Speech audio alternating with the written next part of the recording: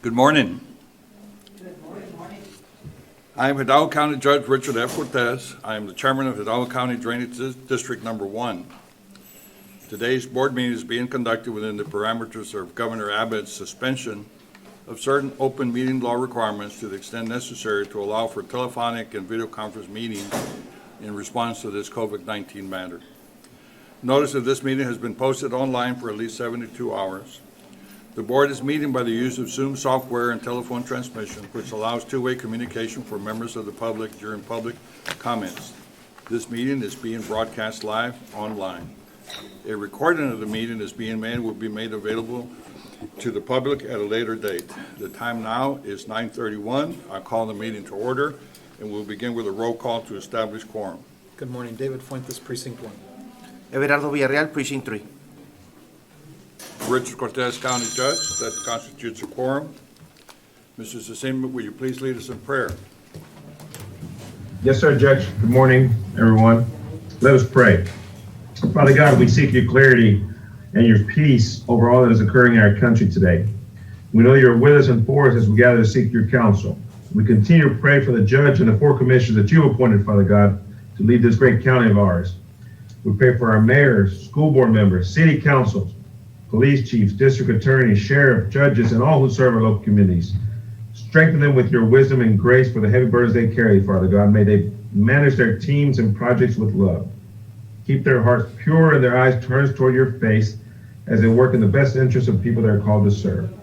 We continue to pray for the first responders and their families. We lift them up to you, Father God. We ask for your grace, love, and wisdom be granted to the doctors and nurses dealing with the ill. We ask for your hand of peace and comfort over them and their families. We lift up to you all those who are battling illnesses. We ask for your healing hand over them. Provide their families with the peace that you can only bring through your son, Jesus. We praise you for the healing has come today. We continue to pray for strength over all that have lost someone. May God's strength carry them through all, and his grace, love, and mercy be over them. Heavenly Father, we believe in you. We believe that you walk with us and accompany us with your power. We come before your holy throne of your heart and know you want to bless us today with your friendship, guidance, and to answer our prayers. Thank you for your faithful, generous love. Scripture reminds us that the more we seek you, the more we will find you. May we seek you in everything we do, and may we work as is working for you today, Lord. Lead our surrendered hearts to the path of your peace today, and it's in your son Jesus' name I ask all this. Amen.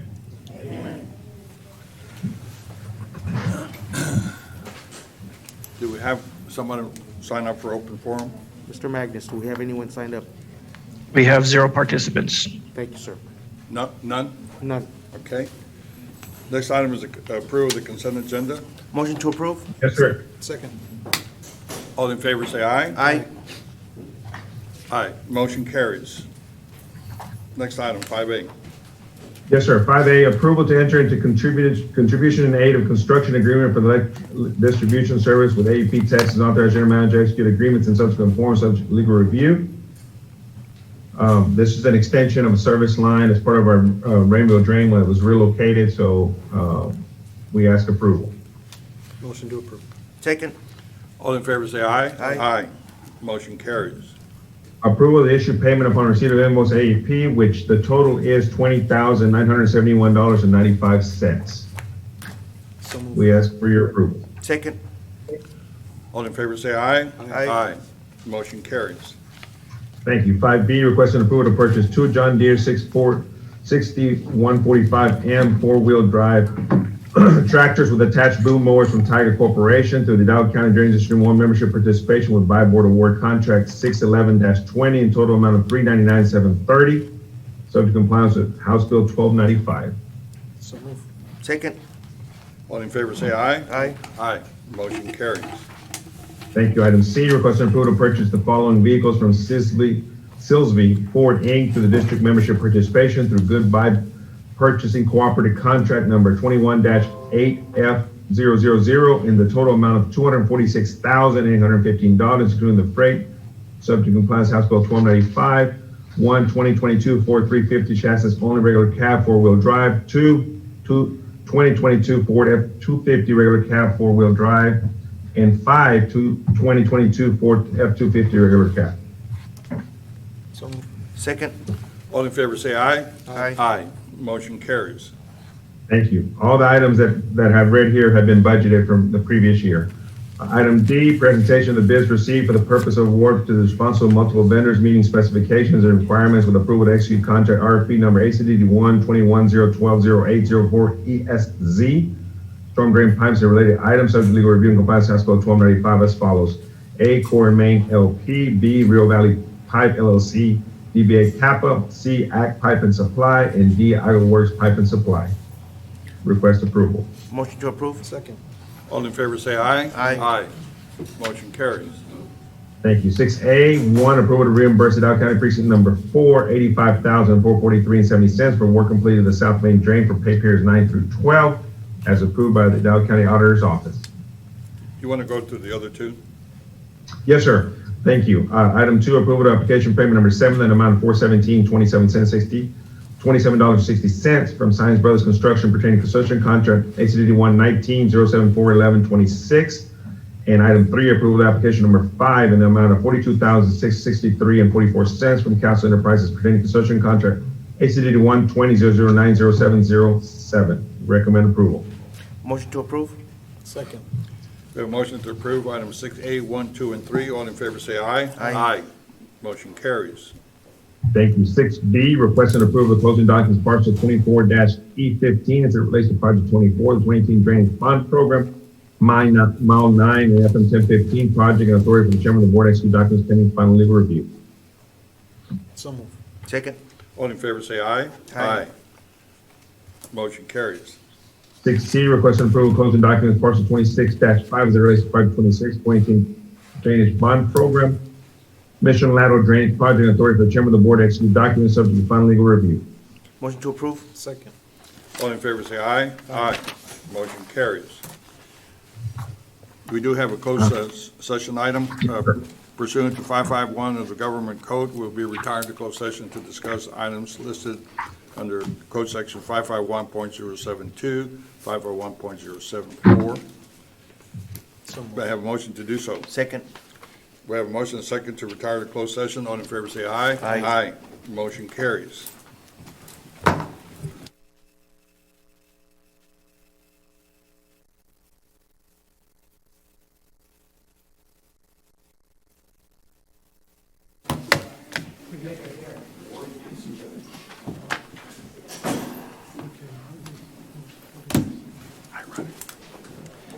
Okay, we're back from executive session. I don't believe we have any.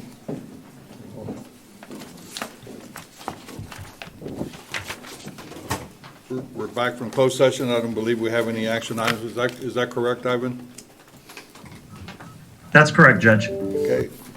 Motion to adjourn. Second. We have a motion to adjourn. All in favor say aye. Aye. Motion carries. Thank you, Judge Commissioner. Have a great day. You as well. Okay, well, good morning again. I'm Hidalgo County Judge Richard F. Cortez. Today's Commissioner Court meeting will be conducted within the parameters of Governor Abbott's suspension of certain open meeting law requirements to the extent necessary to allow for telephonic and video conference meetings in response to this COVID-19 matter. Notice of this meeting has been posted online for at least 72 hours. The court is meeting by the use of Zoom software and telephone transmission, which allows for two-way communication for members of the public during public comments. This meeting is being broadcast live and online. A recording of the meeting is being made and will be made available to the public at a later date. The time now is 7 minutes after 10. I call the meeting to order and start with a roll call to establish quorum. Good morning, David Fuentes, Precinct 1. Eric Cantu, Precinct 2. Everardo Villarreal, Precinct 3. Ellie Torres, Precinct 4. That constitutes a quorum. Today, as is customary, we have a veteran lead us in the Pledge of Allegiance. Today, we have Roy E. Champion. He's a Specialist E4 with the U.S. Army.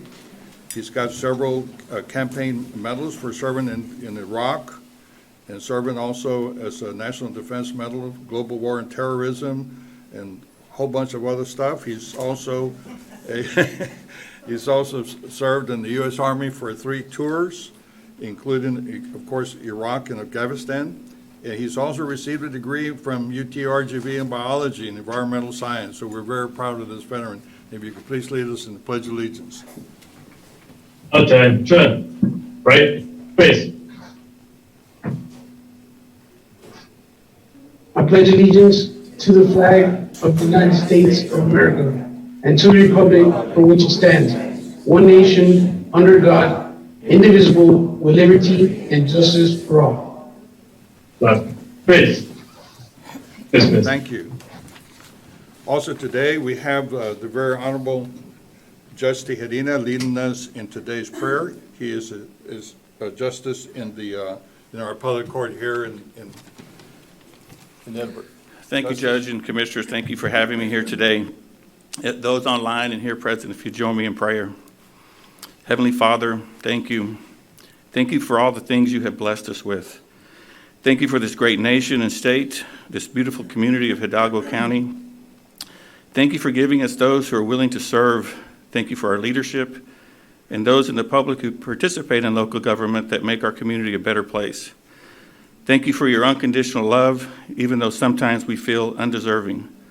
But most of all, thank you for your grace and mercy. Without it, we would be broken.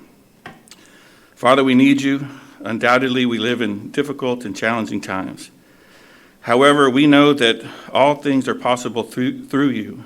Our bodies are weak, our hearts are heavy, and our minds are weary. We ask that you strengthen our bodies, give us a courageous heart, and sharpen our minds with wisdom and patience. We ask for continued blessings on our nation, our state, and our community. Continued blessing for our leadership, our first responders and medical personnel, law enforcement, and our military. We also ask a special blessing for our educators who are about to start a new school year. Stay close in their hearts as we entrust them with our most precious gift, our children. We ask this so that your will be done. In Jesus' beautiful and glorious name, amen. Amen. Thank you, Justice. We also have some sad news. It is with great sadness that we announce the passing of Reserve Deputy Constable Jaime Vento. Deputy Vento served in the Mercedes Police Department for over 10 years and served as our Precinct 1 office for over 2 years. So on behalf of Hidalgo County Precinct 1 Constable Celestino Avila Jr., his deputies, we express our deepest condolences to the Vento family, and we honor and we lost a good friend. So please, let's remember him with a prayer of silence for a minute.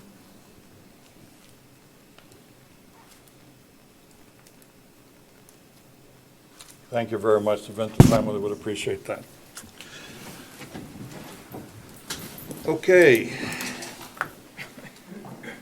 We have the consent agenda. Yes, Judge, Commissioners, with your permission, I'd like to take out of order consent agenda item 11A, 1 and 2. Move to approve. Second. All in favor say aye. Aye. Motion carries. Judge, Commissioners, for the record, Commissioner Fuentes will be abstaining from any discussion and/or action related to consent agenda item 11A, 1 and 2. Make a motion to approve. Second. All in favor say aye. Aye. Motion carries. Let the record show Commissioner Fuentes abstain from any voting or action in this matter. Thank you. Next item is our open forum. Mr. Magnus, do we have any participants for open forum? Yes, sir. First up, we have Mr. Gary Grove. Okay, before we start, Mr. Magnus, do we have anyone that's in a group that is going to be speaking on behalf of the group? Or are they all individual? They're all individual. Okay? How many are there? How many participants do we have this morning? We have 13 total. 13 total? Okay. Mr. Gross? Thank you, sir. I will respectfully ask that all the participants in the audience, please respect the speaker's time at the podium. There is a 3-minute time limit. I will advise each and every individual at the podium when there is 1 minute left of their allotted time. Mr. Gross? Well, first of all, like I always do, I want to thank you for your service to our community, especially now in this difficult time we find ourselves in. You know, it's a disaster. And I have notes here, but I really want to speak to you from my heart. After the election, the presidential election, I was at an event, and somebody pulled up in their truck, and it was kind of scary because I didn't know who they were. It turns out it was a Border Patrol agent. And he told me that after President Biden changed the executive orders, that he was really worried that we were headed for a disaster, the disaster we find ourselves in now. Last Thursday, we heard somebody say, listen to the experts. The experts are the Border Patrol agents who are out there in the field, and this is what they're saying. This is fixable. We can go back to where we were. But it's a real crisis. You know, people are dying. What we have at the border is a super spreader event. I think we all know it now. But, you know, what we find ourselves in, what do we do to get out of this mess? So, you know, we're putting mandates on. I've talked to my neighbors, you know, people in the community. Everybody seems to say the same thing. We need to stop what's happening at the border. If we're going to put a mandate, let's stop. Right now, you know, in football, you take a timeout when things are going bad. We need a timeout. You know, there's times to debate, you know, what kind of immigration policy we have, but not in the times of COVID. You know, if we're going to tell people, put on your mask, shut down your businesses, we can say shut down this border till we can figure it out. And there are ways to do it. And the experts, the Border Patrol agents can tell you. And so that's, you know, again, I hear it from everybody in the community, Republicans, Democrats. They're saying the same thing. What's happening is crazy. You guys have said it's a disaster. And, you know, I'm in here today to say I want to work with you guys, you know, whatever we can do to put pressure on this administration and our elected officials to stop what's happening. And we're going to be doing that. We want people to call in to our elected leaders, both sides of the aisle, and to the president to put the mandate to stop what's happening, to help our community, because people are literally dying in our community because the immigrants are coming in with COVID, and they're running around infecting all of us. And I think you all know that. I mean, it's out of control. They're killing us. They're killing people in our community, and we're upset. And we're going to try and work with you guys. We hope you'll put pressure on our leaders. You know, enough is enough. Save our community, save our Mr. people. Gross, time. Thank you. Thank you, sir. Mr. Magnus, our next presenter. Yes, next up we have Maria de Carmen Ramos.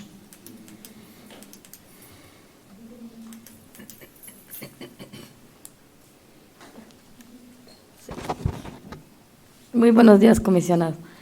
Mi nombre es María Ramos, vengo de la colonia San Carlos, Garden 2, de Edinburgh, Texas.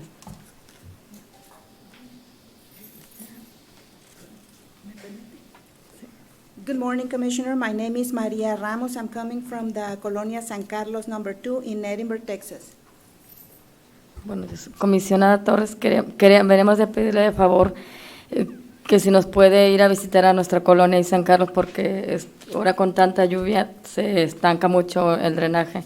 O sea, las aguas negras, o sea, duran hasta 2 meses la agua negra, y ese es muy mal olor por tanta lluvia, ¿verdad? Y porque no tenemos, por falta de drenaje. Y aparte las calles tienen ya mucho pozo para entrar. Ahí en esa calle tenemos que cruzar para llegar al bosque con los niños ahora que van a entrar a la escuela.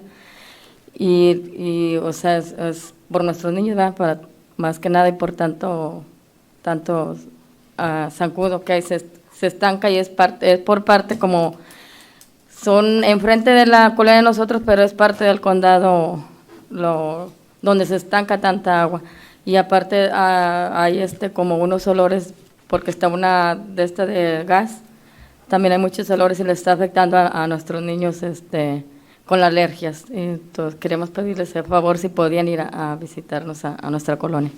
Muchas gracias. Good morning, Commissioner Eli. I am here to ask you to come and visit our colonia in San Carlos. Because of the rain, the water stands for a long time and the drainage is not good. Sometimes it stays there for up to 2 months. The smell is really bad, and because of all this rain and the lack of drainage, the streets are also getting potholes.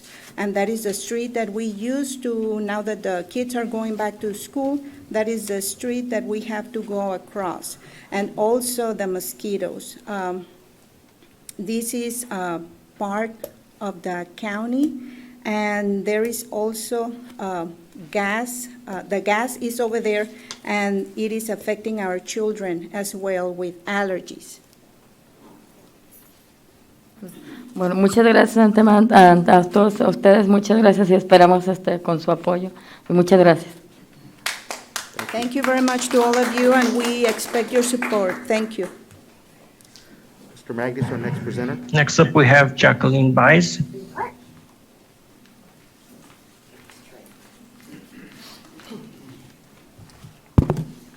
Good morning. Thank you, Judge Cortez and all the commissioners for this time.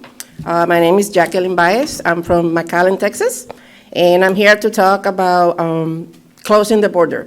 A lot has been said in the media about the Catholic charities and the associated organizations that have a monopoly on compassion for the illegal immigrants who are described wrongly as migrants. First of all, they're not really migrants. They're not seasonal farm workers. And this is something different, so we need to drop the misleading word migrant. We understand that children and adults crossing the border need immediate care and help, and no one wants to deny any basic necessities or to be hurt in any way. But there is a false sense of compassion being displayed here. Catholic Charities is under federal contract, and they don't want to interrupt their flow of tax dollars, and along with other NGOs. And this is only help perpetuating an open border policy, anti-sovereignty stance that actually indirectly harms the very same people they claim to help, and also the U.S. citizens.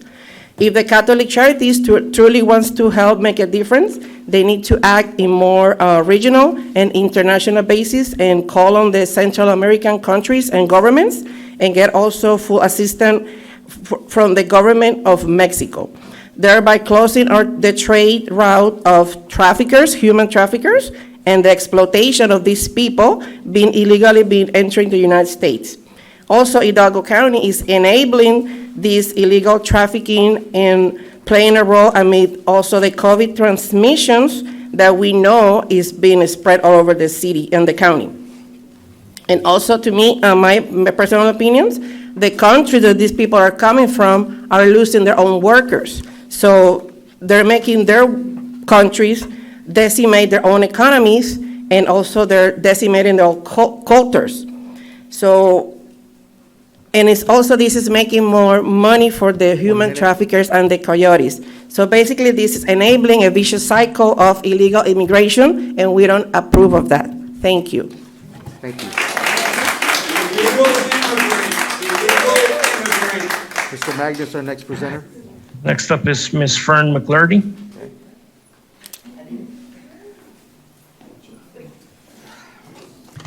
Commissioners, I have now seen it all. The Hidalgo County Commissioners Court, and specifically our County Judge, Richard Cortez, will declare a state of emergency due to a rise of COVID-19 cases, which you created by not helping close the border. From the standpoint of the taxpayers, the problem is simple. The more services we provide, the greater the number of people that will come. As usual, this County Commissioners Court will take advantage of any situation that will allow you to make some money or get money from the CARES money, FEMA, wherever y'all can reach out and get.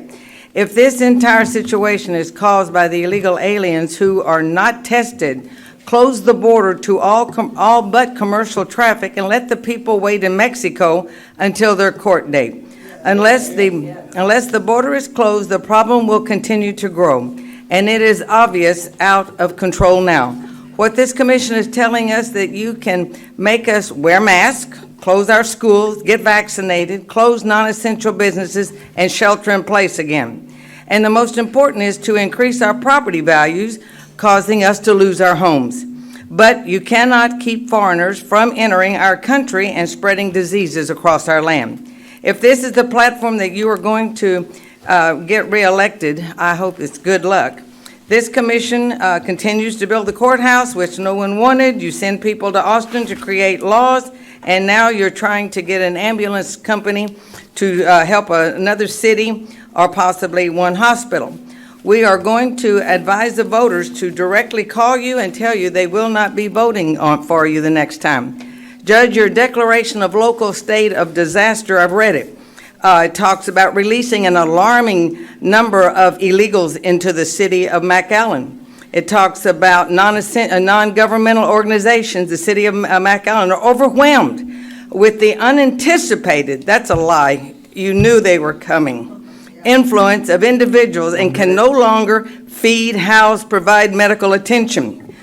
Due to the recent increase in the number of the illegal aliens and the potential of greater numbers that to come, so now you're anticipating more of the illegals. Again, you cannot take care, feed, or whatever. Everything in this deal was not for the citizens that live here in this county. All yours here was for the illegals, to help the city of McAllen, to help the non-government organizations that are moving these people left and right. They don't vote for you, not yet. But you're not taking care of us.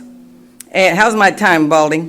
You've got 15 seconds. And it is, like I said, you look at your provision here, it talks, everything is about the illegal aliens, public health, safety, general well-being of the population. Finally, I think you mentioned the people here in Hidalgo County, barely. Also today, you have some raises. Shame on y'all. Criminals, Chinese communists. You're Sir, associated with cartels. sir. Okay, I'm going to ask the audience to please keep their comments to themselves. There is a process in place. That process is taking place right now. Okay? Thank you. Mr. Magnus, our next presenter. Next up, we have Jamie Sanchez. Okay.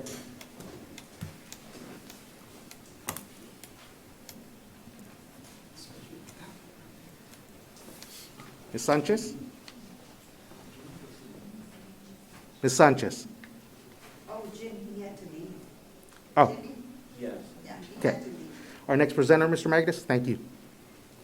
Laura Gutierrez. Okay.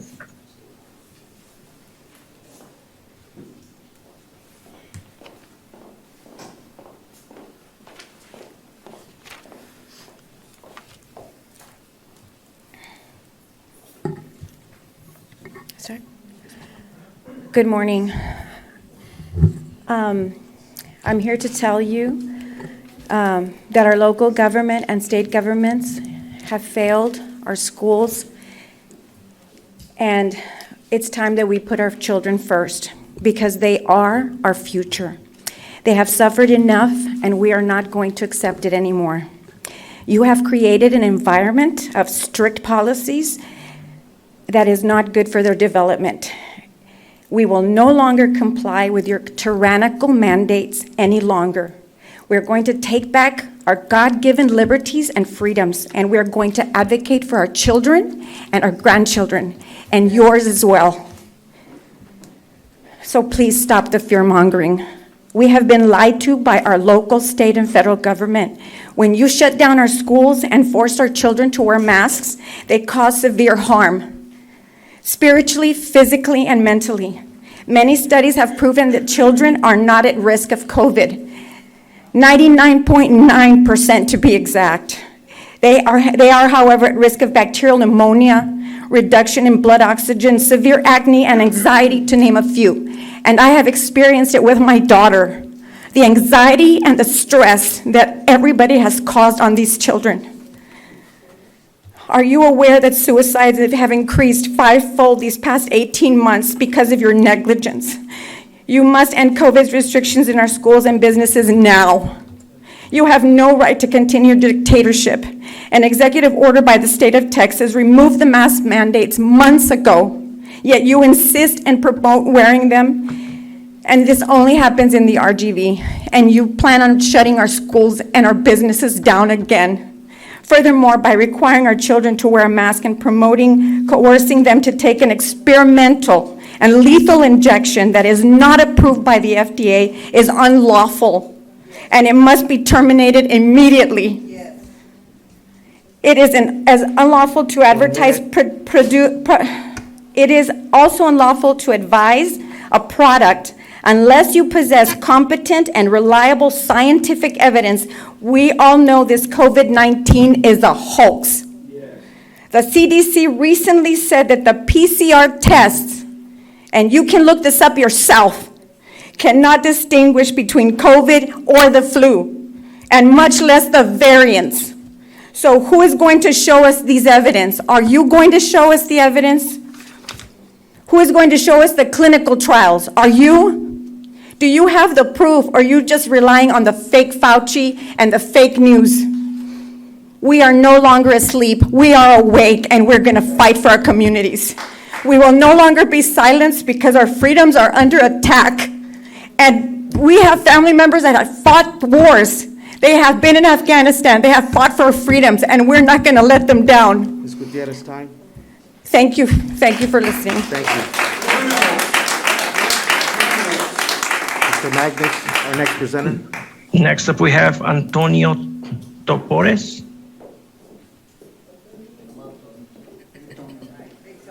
Good morning. Good morning, you guys. I don't have a speech here or anything because what I have to say is personal. I come as a concerned parent and a concerned citizen. The lockdowns in the past have been very detrimental to our family. I have a son that's autistic, and he graduated this past year, but going through this past year was very difficult. I got to give you a little history of my son. When he was 2 years old, he had a brain tumor, and he was flown out to Texas Children's Hospital where they extracted the tumor. After that, we went through many, many months of him learning how to talk, walk again, and that was very difficult. During that time, he got diagnosed with being autistic. So me, as a father, I took him to every single therapy he could go to. I visited him at school. I had lunch with him at school. I did everything that I could because I had my own business. I was able to do that. I advocated for my son. I was in every ARD meeting for him. And there was a time before he got diagnosed with autism, they said that he was mentally retarded. Yes, I'm using that word, mentally retarded, because that's what they used with me. He was not, okay? And so I did what I had to do as a parent. He didn't have that many friends. That's why I had to go have lunch with him many times at school. I took time out a lot for my son. And he ended up going to Mission Collegiate School, okay?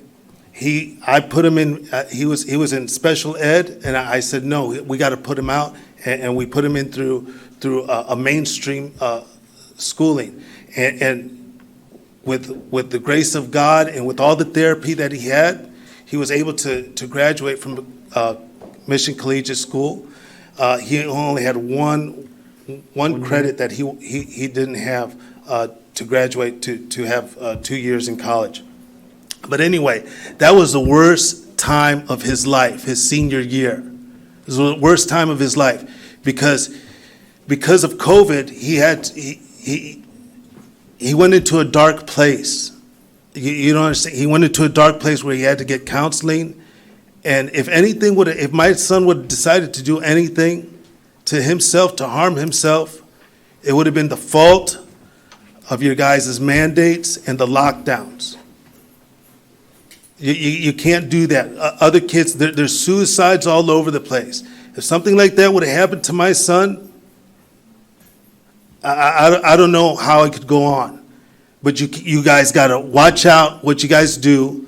These decisions of closing the schools down, you cannot do it. You have to keep, the kids need to have a normal, structured life. Time. Thank you, sir. Cartel Associates. Again, I'm going to remind the audience to please respect the speaker's time up there as well as after the speaker and before the next presenter. This is the second time I brought this up, and this will be the last time I bring it up. Next up, we have Rolando Rodriguez. I'm sorry? Rolando Rodriguez. Thank you.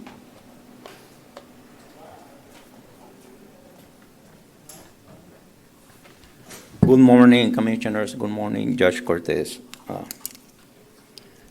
In a border report article, Mr. Cortez, you used the words legal immigrants to describe the vulnerable migrant families with tender age, children under 6 who since early February have been released by DHS agents with a notice to appear or documents indicating future U.S. immigration court hearings or information on how they must report to an agent with U.S. Immigration and Customs Enforcement in their final destination. Merely because they are seeking asylum due to claims of persecution in their home countries, you suddenly claim they are fully legal. Well, for one thing, most asylum claims are typically denied for lack of evidence. For another thing, Mr. Cortez, you need to stop sidestepping reality. Everyone reaching the border, be they family members or single adults, is entering the U.S. illegally, period. You further stated, Mr. Cortez, that illegal immigrants are only the single adults who are coming into the U.S. for economic reasons and who do not qualify for asylum as long as Title 42 travel restrictions remain. These single adults, according to border report, typically pay smugglers to drive them through rangelands and often lead police and border patrol on high-speed chases and bailouts. They try to circumvent border checkpoints in more remote and western areas, miles from the Rio Grande border. However, this is all subterfuge, Mr. Cortez. You're evidently trying to skew the issue deliberately. The family members may be more vulnerable than the single adults, but both are entering the U.S. illegally and both are doing so chiefly for economic reasons, and it is not as if only the single adults are vulnerable to the traffickers. The families are being exploited by the traffickers too. Furthermore, having such large numbers of kids and families entering the U.S. distracts the Border Patrol from finding and arresting the criminal element. So please, Mr. Cortez, drop the semantics. The only way to solve this problem is through tough love. The necessary help to the families is important, but it must be incrementally and steadily reduced, and both the families and people and single adults must be prevented further entry into the U.S. Numbers of people coming in is simply too high, and we cannot go on like this. Amid a pandemic for which you constantly press the panic button to regulate the movement and activities of U.S. citizens. All illegal entry must cease. Time. Thank you, sir. Next up, we have Irma Menchaca. I'm sorry, Mr. Magnus? Irma Menchaca. Thank you.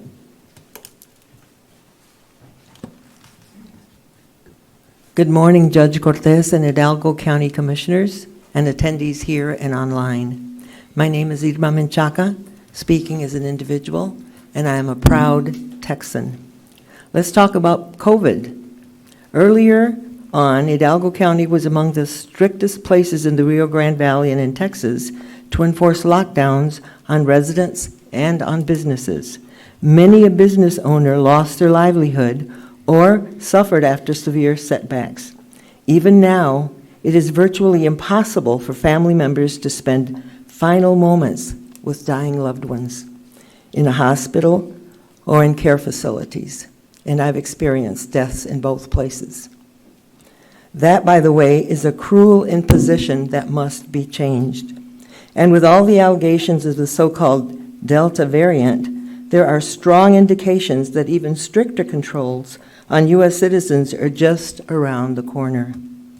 Yet, what do we see? We see an endless flow of illegals packing various motels and being allowed to wander in and around stores and restaurants instead of being strictly quarantined in accordance with Hidalgo County's claims that COVID is so immensely contagious. Now, experimental vaccines, and they are experimental, are nearly being forced on us. Where is medical privacy? Where are civil rights? Where is informed consent? Allowing people from dozens of nations into the USA should be viewed as sheer insanity. Even before COVID, there was always concerns of illegals bringing pneumonia, TB, and other ailments with them into the United States. When Ellis Island was opened in New York, government authorities logically and properly subjected those wanting to legally enter the U.S. to medical screening. Yet, instead of demanding that those wanting to come to the U.S. should do so legally, you instead act as a proving ground for human traffickers and give illegals free rein to be bussed and flown at our expense to various parts of the United States amid a declared pandemic. Remember, open borders are a human trafficker's greatest asset. You are simply extending their trade route. Close the borders, not the schools. My final thought, in wearing face masks, you're breathing the exhaust from your body. That's comparable to breathing the exhaust fumes from your car. How healthy can you be? Thank you. Thank you.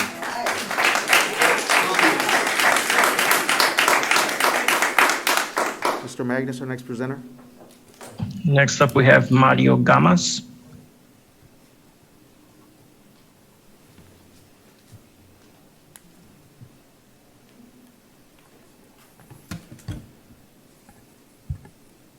Thank you for taking the time to listen to our opinions and feelings. We know that you are planning to disobey the governor's orders again, and you will implement, again, mask mandate for the school in the name of protecting our children. For the last 17 months, you have demonstrated, Judge Cortez and team, how good you guys are in the game of politics. You claim to follow the science, the same science that tell us that there are about 6 or 7 different genders, but here I only see 2 represented. You guys have altered, and I can tell you from a local pastor church that I am, you have altered the life of thousands of kids. Forever, they will never be the same. And here you are sitting in these chairs, making decisions. And I know you have feelings, a good intention for these kids. But sometimes you lack the reality of this side. These kids will never be the same. And if you implemented the mask mandate again for the remaining of the year, it just started yesterday or the day before, whatever, I'm afraid you're normalizing a lifestyle that it isn't normal. And by doing that, you're jeopardizing the normality of the school year. And that really pains me to say, Judge. It really pains me to say this, but you have displayed, and your team as well, in a very clear way, how rebel and non-conforming you guys are with authority by always going against the governor. And I don't need to remind you, but I will say it. Remember, what goes around comes around. The mask mandate that you are about to implement is in the eyes of many of us, parents and grandparents, business owners, pastors, and citizens. It's an overreach in your part. Again, Judge. And it seems that you listen more to the Democrats from Dallas, from Austin, Houston, California, rather than we, the people of the RGV. I just read a text from a friend in Houston. They just got an email from the Houston School District that they are closing the kindergarten for the remaining of the year going in person. And it really shook me. Because if you are following the lead, this is what is coming our way, and it's very disappointing. Thank you. Thank you.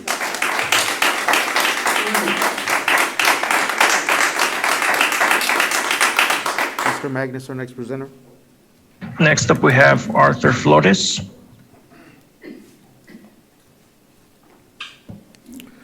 Good morning, gentlemen. My name is Arturo Flores. My father is Arturo Z. Flores from here in Edinburgh. I've lived all my life here in Edinburgh. I come to talk about the masks. I have a couple of short audios that I'd like you to hear because they can say it better than I can. You will recognize the voice that's on this audio.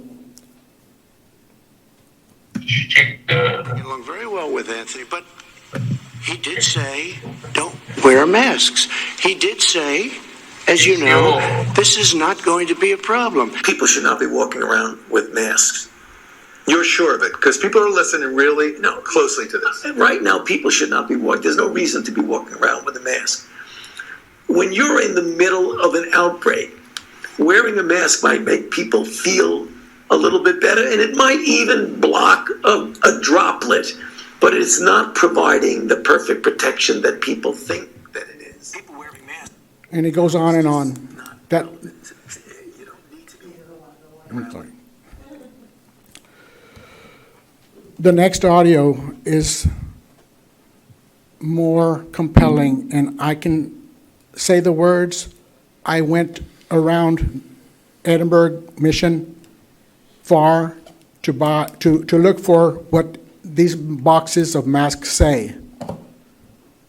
This mask does not work. This mask does not work. Please listen. Listen. It's very short.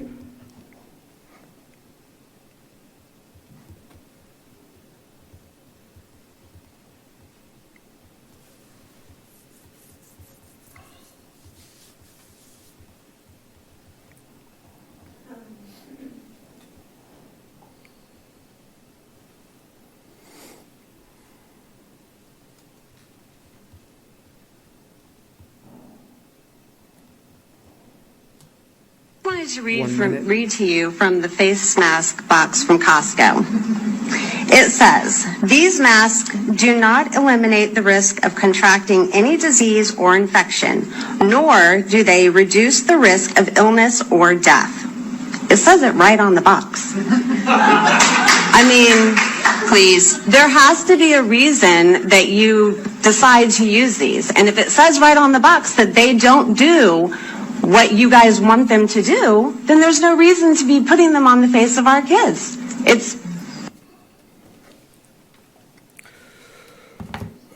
Like I said, I went around town looking for these boxes. These are the ones people buy. That mask on the floor are what people wear. There's another type of mask. You've heard of them, N95s. I only found N95s at Costco, Home Depot, and Lowe's. Mr. Flores, time. They say the same thing. They say the same thing. Thank you, sir.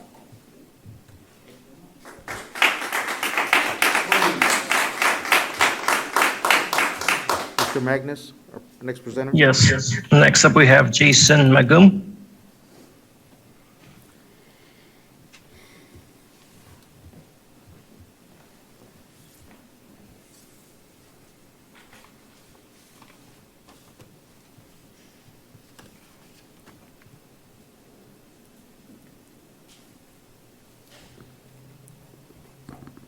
Can you hear me okay? Yes, sir. My name is Jason Mangum. I'm born and raised fourth generation in the Valley. Matter of fact, my great-grandfather was the first judge appointed by the governor of Texas to the 92nd District Court.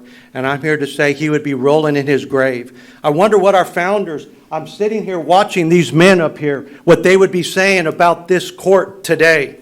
Because the reality is we have a crisis, and you skirt around the issue. I am a pastor here in the Valley, and I see the destruction of life that is happening through these mandates and through the forcefulness, you call it encouragement, to get an experimental drug. I am against the destruction of life. People try to do things under the guise of good intentions, and maybe there were some good intentions involved somewhere in all of this. But in reality, this is the worst case of good intentions gone wrong. It's not that we don't have heart and are not sympathetic. As a matter of fact, I have a great-grandfather that in the year 1900 was sent on a ship from Czechoslovakia at the age of 7 years old, sent to America. But it was done in a controlled manner. Uncontrolled immigration is not the answer.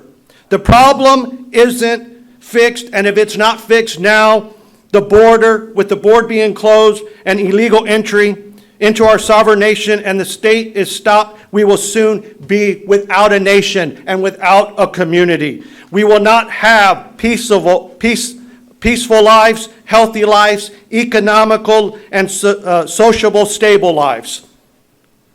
If it's civil unrest you want, you got it. Stop the political games. Stop making excuses. Stop pointing the fingers.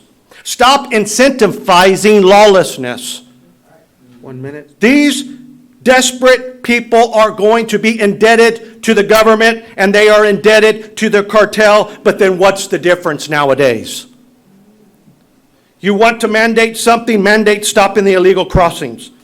But stop the mandates to enslave your constituents. The last I checked, this is a free country, but you fight against our freedom. You fight it here, sitting in your chairs comfortably.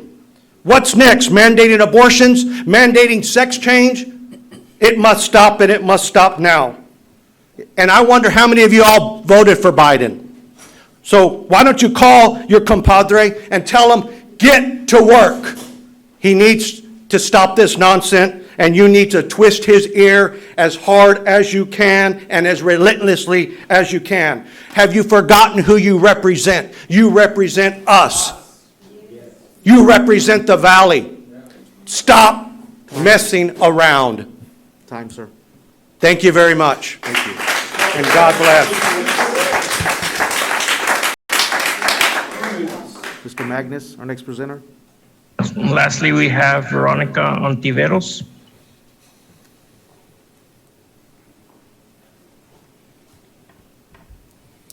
Good morning. First, I would like to say my condolences to the Vento family for their loss. Medcare EMS is the largest EMS provider in South Texas for public 911 response to the cities and some county rural areas within the majority of Hidalgo County. We also handle hospital transfers to manage well the flow. You can only imagine how overwhelmed we are right now with over a year in this pandemic and the strain it has placed on our industry. We are extremely burdened by the weight of the U.S. citizens who have either lost their job and no longer have a payer of insurance available. Add to that the influx of immigrants we now have to deal with. On top of this, the majority of which do not have a payer at all. Catholic Charities has not provided any payment at all, nor has FEMA. Based on our past performance completed of emergency calls, Medcare EMS is owed over $4.9 million in revenue we have not received. That is on work that's already been completed throughout the county. I urge the court to consider using some of the COVID funds to be placed for this use. We have been transporting COVID patients both ground and air within our coverage area, along with assisting fire departments, and mainly as the primary medical provider. This can be categorized as emergency management services under the COVID funds that were provided to the county. Keep in mind, 100% of these funds are on services that have already been completed. It is no secret that every single emergency medical service provider who has previously serviced the county of Hidalgo has gone bankrupt and/or terminated services. To name a few, it would be Catalina EMS, ProMedic EMS, Valley EMS, South Point EMS, Hidalgo County EMS, and AirMed. They're no longer with us today. You can call us the last of the Mohicans as far as being an EMS provider. Keep in mind we back up everyone else, but no one backs us up. Don't wait until something happens. Our lives here are important, and you never know when you may need these services yourself or your families. 1 minute. Act now. Thank you, and please know that Medcare remains your loyal servant, 911 provider, and servant of the citizens of Hidalgo County. Thank you.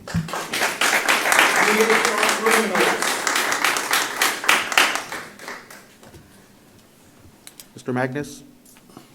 That was the last speaker, sir. Thank you, sir. Okay, we're going to go to item 15A. They've been waiting here.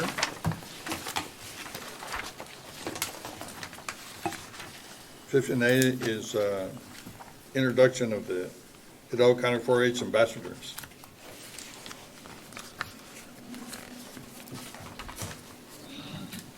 You're on mute, Andrea. I think I'm good. Can y'all hear me? Yes.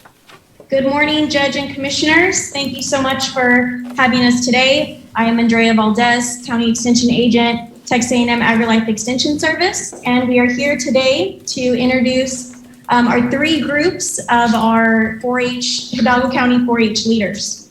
So first, I would like to introduce the 2021-2022 4-H ambassadors. The role of the 4-H ambassadors is to tell the 4-H story and spread the word about the great things 4-H has to offer. The ambassador program gives youth an opportunity to gain a better understanding of their community and to practice public and communication skills. So these are our our applied 4-H ambassadors for the year.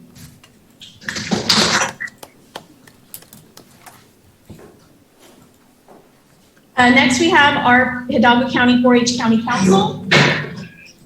Our Hidalgo County 4-H Council are our youth leaders for the County 4-H program.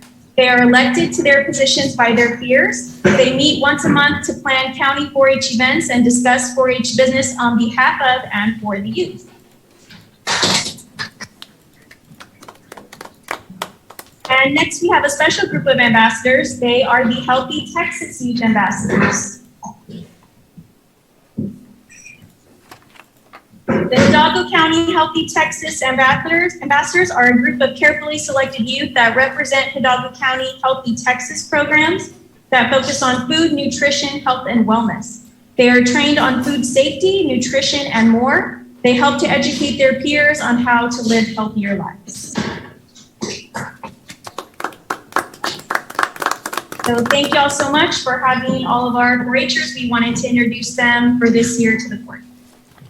I want to thank you and your organization for all the good work that you do here for all our communities. It's been a great partnership. You know, all the different type of services you provide, and we congratulate all your group of outstanding young men and women that are willing to help our community. Thank you. Congratulations to all our top scholars, and thank you, kids, for your involvement with Texas A&M AgriLife. Well, thank you very much. We've got a long agenda today. Good to see you. No problem. Thank you.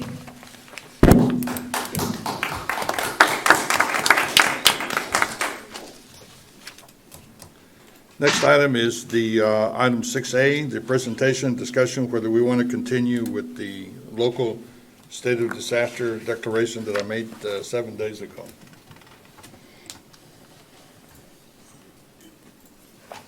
What are the wishes of the Commissioners Court? Do you want to explain the purpose of that, Victor, the declaration? Yes, Judge. As is within your authority, you issued an emergency order on August 2nd. That order does expire unless the court votes to extend or continue the emergency. As you're aware, we are working with the City of McAllen and Catholic Charities in facilitating a location on Anselduans Park. So for us to continue that effort, the court should consider extending the emergency until that effort has been accomplished. Yeah, and to clarify, possibly some misinformation that people have, and I've heard it today, that they call what we would consider legal immigrants illegal immigrants. Well, I mean, that can be your opinion, but the federal government says that they're legal immigrants that are here seeking asylum, and they're able to stay here. They're able to stay here. Stop. Okay. And so because they are legal, and some of them do have. Okay. Okay. Okay. Yeah, it's Stop. okay, man. It's okay. They keep talking. Please. Okay, please. Okay, look. Ma'am. Okay, I will leave. But you're all criminals, DHR associates, Sir. cartel associates, and communists. Sir. Stop killing people and stand Sir. up for something. Damn. He called us liars. Get the hell out of here. Get the hell out of here. Can I ask a question? Okay, sir, please, okay, please. Sir, please. There is a process that we have, okay? I asked everyone at the beginning of the meeting to respect everybody's time at the podium. I am respecting everyone's opinions here, as the court is. So, okay, and it works both ways. I'm gonna ask the audience to please respect the agenda items and the presentations on these agenda items. Okay? Thank you. Sir, we respect you all, we respect your process, but he called us liars. That is not right. He said misinformation. I appreciate it. His idea of misinformation is what we believe is the truth.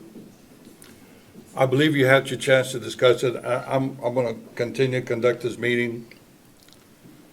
It's not us saying these are legal immigrants. It's the federal government said these are legal immigrants. They have come to our community. We want to protect the people of Hidalgo County by isolating them because some of them do have COVID. We have no choice but to isolate them. That's what we were doing. If we're going to incur a cost to do work that shouldn't be our work as a county, we want to be reimbursed by the federal government. This declaration gives us a legal right to request reimbursement so we can recover your money back to us. That is the only purpose of this declaration. So moved. We have a Second. motion. Is there a second? All in favor say aye. Aye. Motion carries. Next item is 7A. Good morning, Commissioners. Judge Rosalinda Cantu presenting for the District Attorney's Office. Item 7A, the DA Victim Assistance Program Grant Fund 1281. We're asking for approval to submit a VAP grant number 2924303 budget adjustment to the Office of the Governor. So moved. Second. All in favor say aye. Aye. Motion carries. Thank you. Next item. Good morning, Judge and Commissioners. Captain David Friedland for Sheriff J.E. Eviguerra. Under 8A, Agenda Item 81790, we're requesting approval of payment for the following invoices submitted by Noble Texas Builders for construction of the wall partition in the adult detention facility releasing area. So moved. Second. All in favor say aye. Aye. Motion carries. Thank you for your time. Item 9A.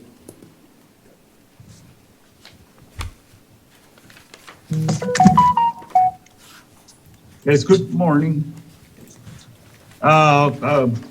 Chief Deputy Espinoza here, sorry about the wait. Discussion, consideration, approval to appoint Juan A. Hutton as a Reserve Deputy Constable by Constable Celestino Avila Jr., Precinct 1, in accordance to the Texas Local Government Code, Section 86.012. Motion to approve. Second. All in favor say aye. Aye. Motion carries. Thank you. Go ahead, Erica. Good morning, Judge Commissioners. Item 10A for the Department of Human Resources, requesting a waiver of the following if applicable for the personnel items listed. I need action on item number 1, Civil Service Commission Rules, Section 3.22, and number 3, the Budget Amendment Policy, Personnel-Related Amendments. So moved. Second. All in favor say aye. Aye. Motion carries. Thank you. Item 10B for the Information Technology Department, approve the following personnel actions effective the next full pay period, August 16, 2021. This is to delete slots 0002 and 0010 in Information Technology Senior Manager 2 and a Data Center Project Manager 1, and create slots 0050 and 0051, a Data Project Manager 3 and an Information Technology Manager. And item 10B2 is approval to revise the classified position list to add new position Information Technology Manager grade 16 and to delete the Information Technology Senior Manager 2 grade 19. I do recommend approval. Motion to approve 10B 1 and 2. All in favor say aye. Aye. Motion carries. Thank you. Item 10C for Facilities Management Department, approve the following personnel actions effective the next full pay period, August 16, 2021. This is to delete slot 0001 and 0096, Division Manager 3 and Carpenter 3, create slot 0145, a Carpenter 2, and reclassify slots 0007, 0094, 0107, 0077, 0005, 0049, and 0033 as listed. I do recommend approval. Motion to approve? Second. All in favor, say aye. Aye. Motion carries. Item 10D for Precinct 3, Road and Bridge, approve the following personnel action effective upon Commissioners Court approval. This is to reclassify slot 0122 to a multimedia coordinator, grade 16. I recommend approval. Motion to approve? Second. All in favor, say aye. Aye. Motion carries. Item 10E for the DA Civil Litigation Division, approval to set salary to slot number 080, 013, 0015 at a grade 21, step 4 due to reassignment effective August 2nd, 2021. I recommend approval. So move. Second. We have a motion and a second to approve. All in favor, say aye. Aye. Motion carries. And item 10F for Precinct 2, CRC, approve the following personnel actions effective the next full pay period, August 16, 2021. This is to delete slot 0007, a clerk 1, and create slot 0008, a community outreach specialist. I recommend approval. Motion to approve? Second. All in favor, say aye. Aye. Motion carries. Thank you, Erica. Thank you. Mr. Avila, Urban County. Thank you, Commissioners.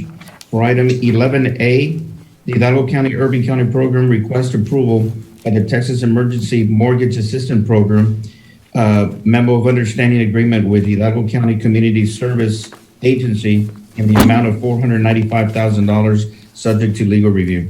Motion to approve? Second. All in favor, say aye. Aye. Motion carries. And for item 11B, the Urban County Program is requesting approval to reject all bids received for a Sullivan City Public Facility and Improvements Project, bid number 5018/19-77-0300-5000-7700. Motion to approve? Second. All in favor, say aye. Aye. Motion carries. Thank you, Judge. Thank you, Commissioners. Thank you. Eddie, Mr. Olivares. 12A.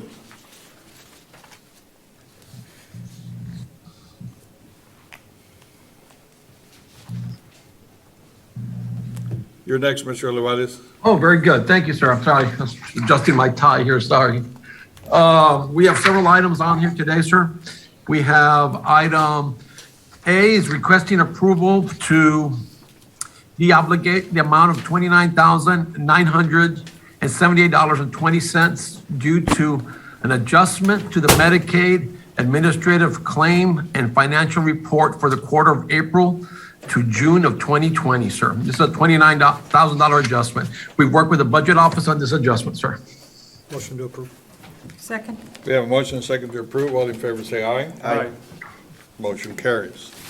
Right, and the next item, sir, is requesting approval to request information to participate in the Public Health Provider Charity Care Program. This program is designated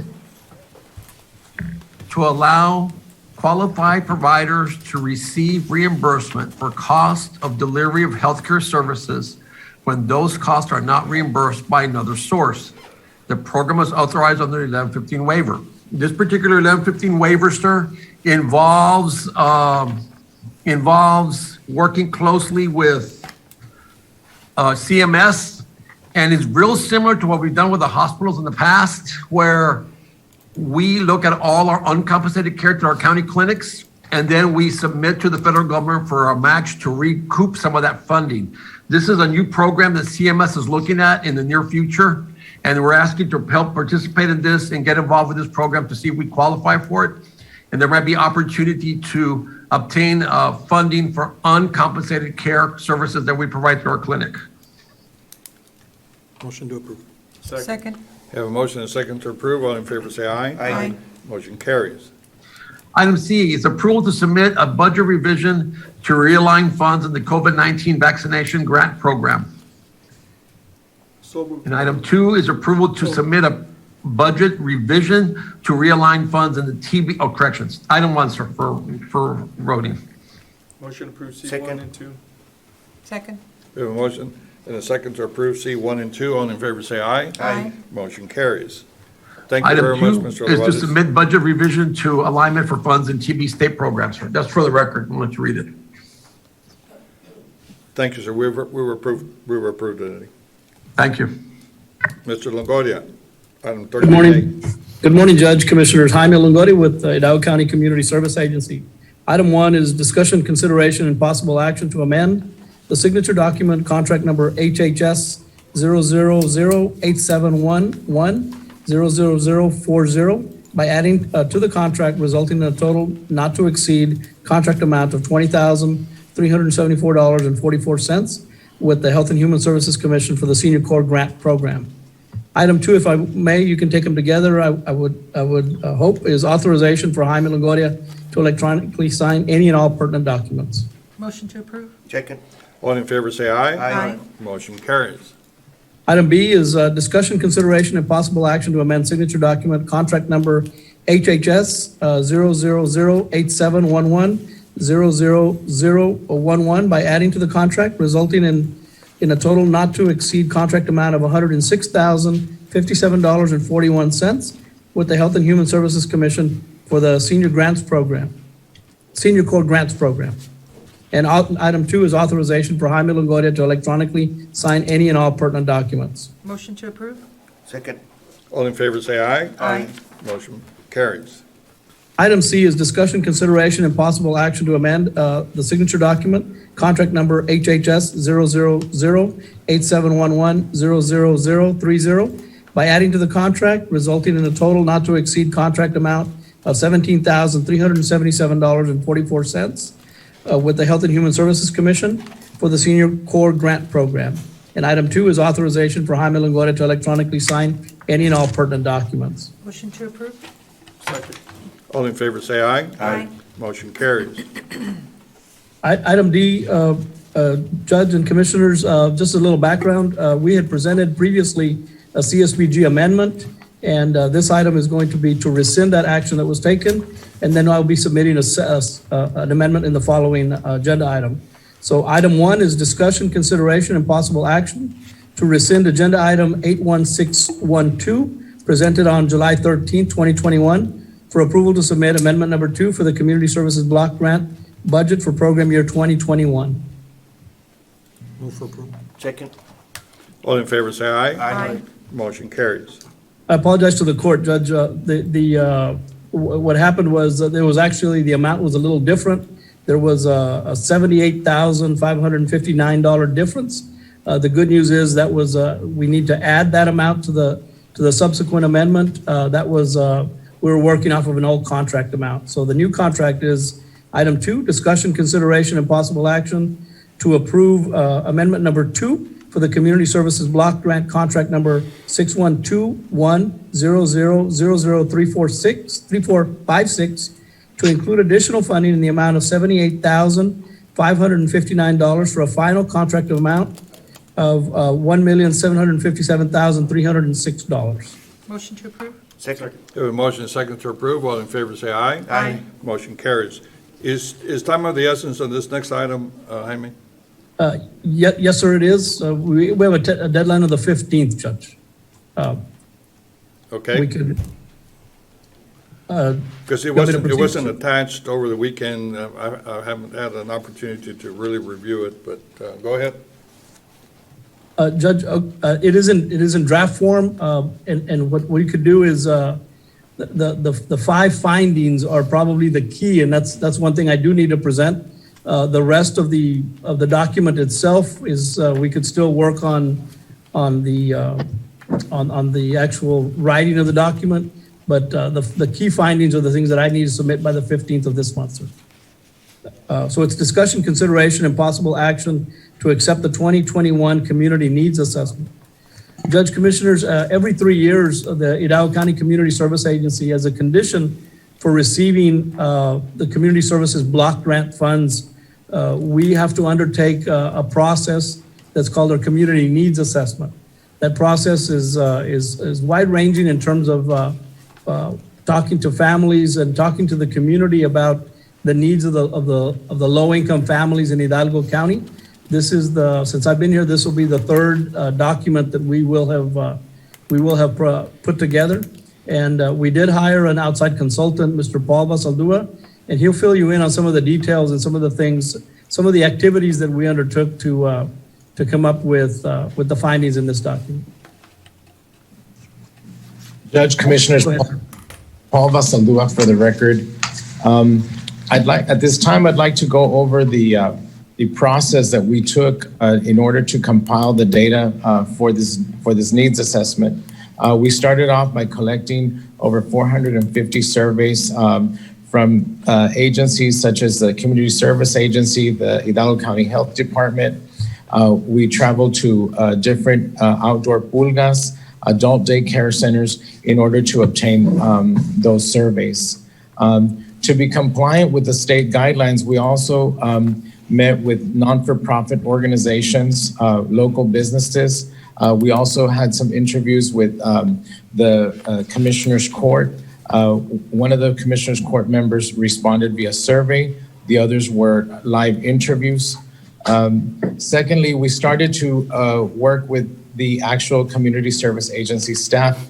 We held a focus group with 33 of their staff members that gave us a lot of insight of what they deal with on a daily basis.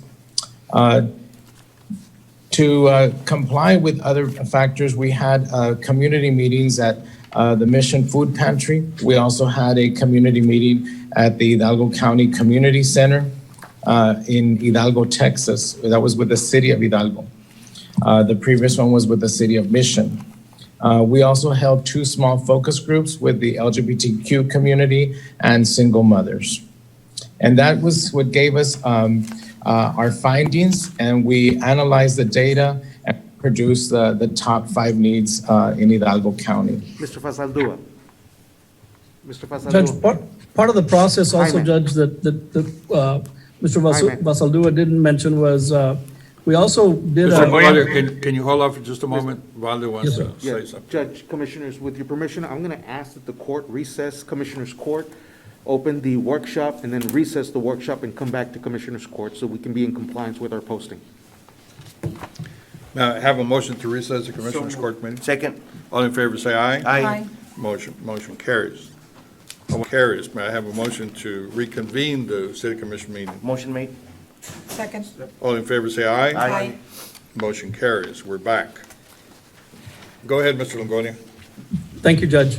Judge, one of the things that Mr. Basaldua didn't mention was that there was also a review of all of the literature, all of the quantitative data, if you will.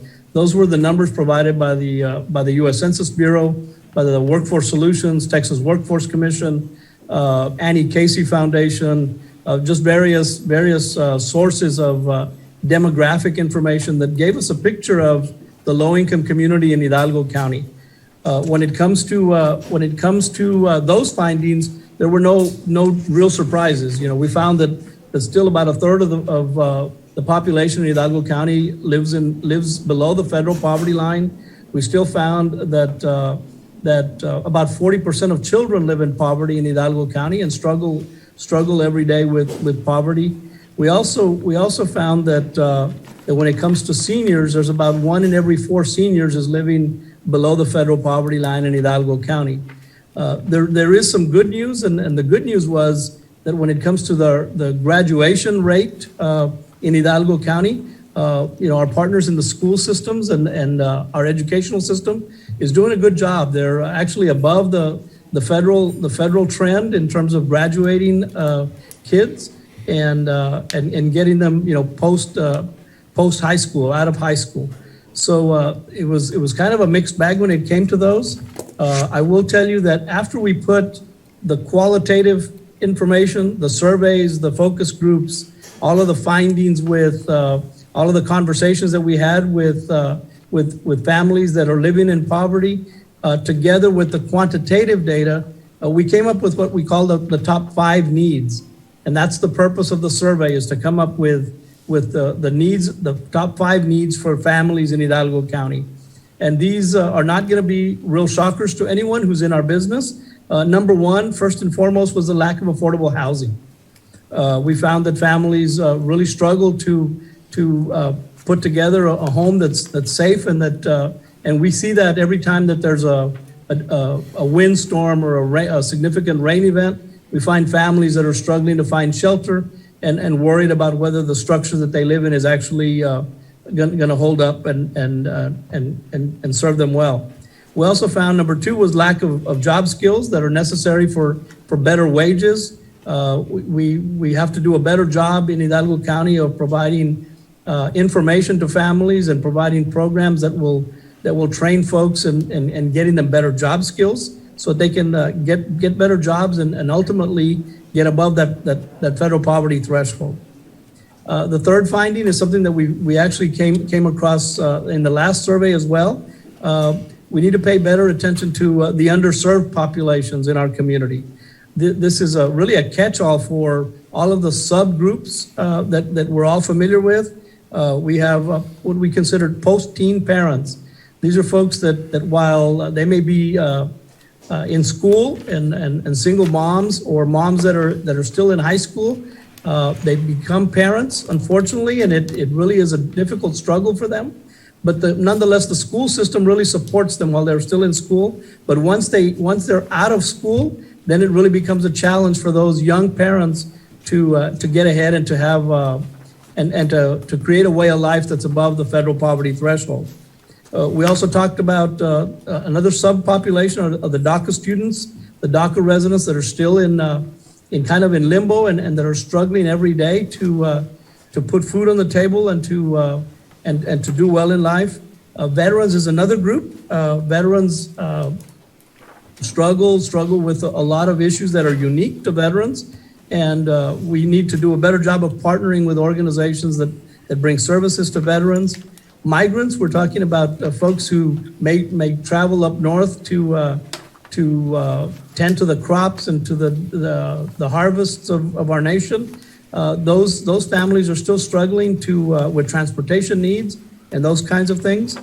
And then we're talking about folks who are in the kind of in the penal system that are leaving jail and that are trying to get their life back on track, parolees and such. That there's really not a lot of places for these folks to go in terms of getting an opportunity, getting a second crack at life. So that's our third finding, is to do a better job with these underserved populations. The fourth is something that has come to light. Certainly in the last year, we've seen the access to health care. Really, the low-income families struggle with the question is whether they should go see a doctor once they start to develop symptoms of any illness, and in particular now with the pandemic with COVID-19, a lot of them are hesitant to see doctors, and the option for the border is a difficult and closed one sometimes because of the wait times. So access to healthcare is number 4, and the last thing is this need for household assistance. Every year our comprehensive energy assistance program is inundated with applications for assistance. Many times we have more applicants than we have funds, but this also goes to helping families in disasters. We found that the social vulnerability index in Hidalgo County, that's the measure that tells us that anytime there's a disaster in our county, whether it's a flood, whether it's a hurricane, or whether it's just a simple household fire or a situation of domestic abuse, families struggle to get back on their feet because they're already at the very kind of at the limits of what they can handle in their households. So, we found that that's a very difficult situation to be in, and we need to do a better job of assisting individual households. So those are the kind of a summary of the top 5 needs that I'll be submitting that we found here in Hidalgo County. The laundry list is long, but certainly we wanted to come up with a list of the redundant themes so that we can summarize them and present them as our top 5 needs from Hidalgo County. Certainly, I would entertain any questions from the court, if you all were to have any. Make a motion to accept it. Second. We have a motion and a second to accept. All in favor, say aye. Aye. Motion carries. Thank you, Judge. Mr. Thank you, Longoria. Commissioners. Thank you. Ms. Ramon.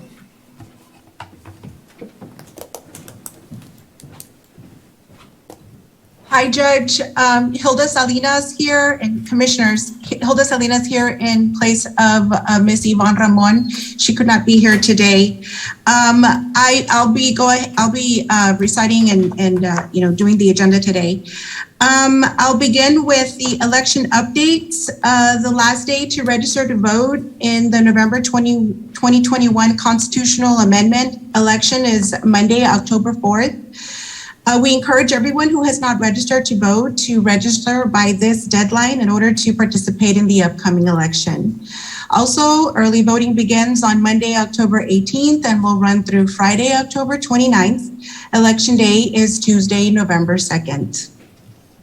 So I'll go ahead and I'll begin with the items that we do have on the agenda.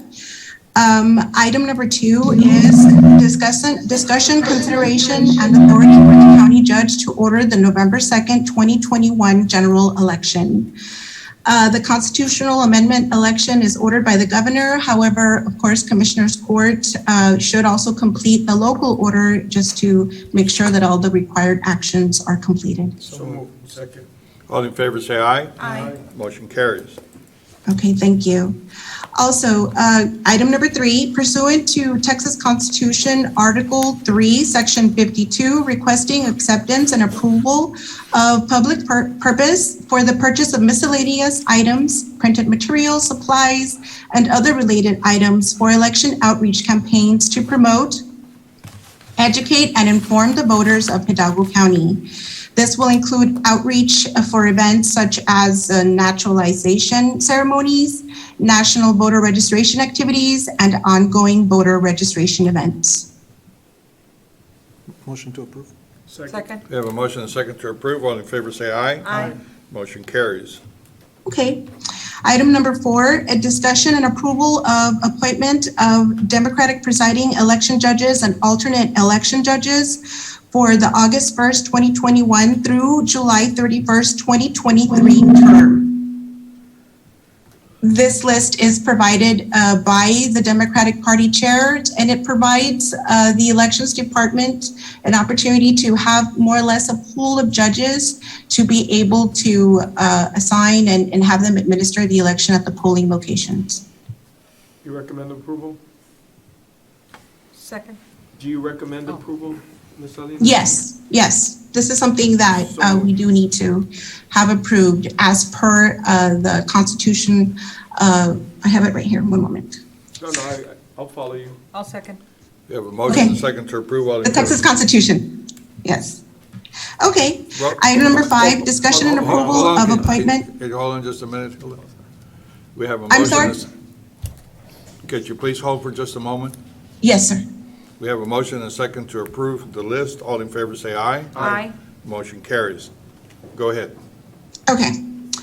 Item number 5, discussion and approval of appointment of the Republican presiding election judges and alternate election judges for the August 1st, 2021 through the July 31st, 2023 term.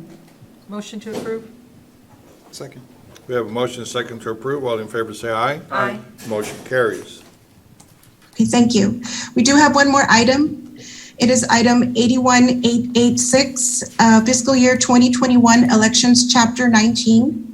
Approval of certification of revenues by the county auditor for the fiscal year 2021 Chapter 19 funds in the amount of $19,425.50 and appropriation of the same.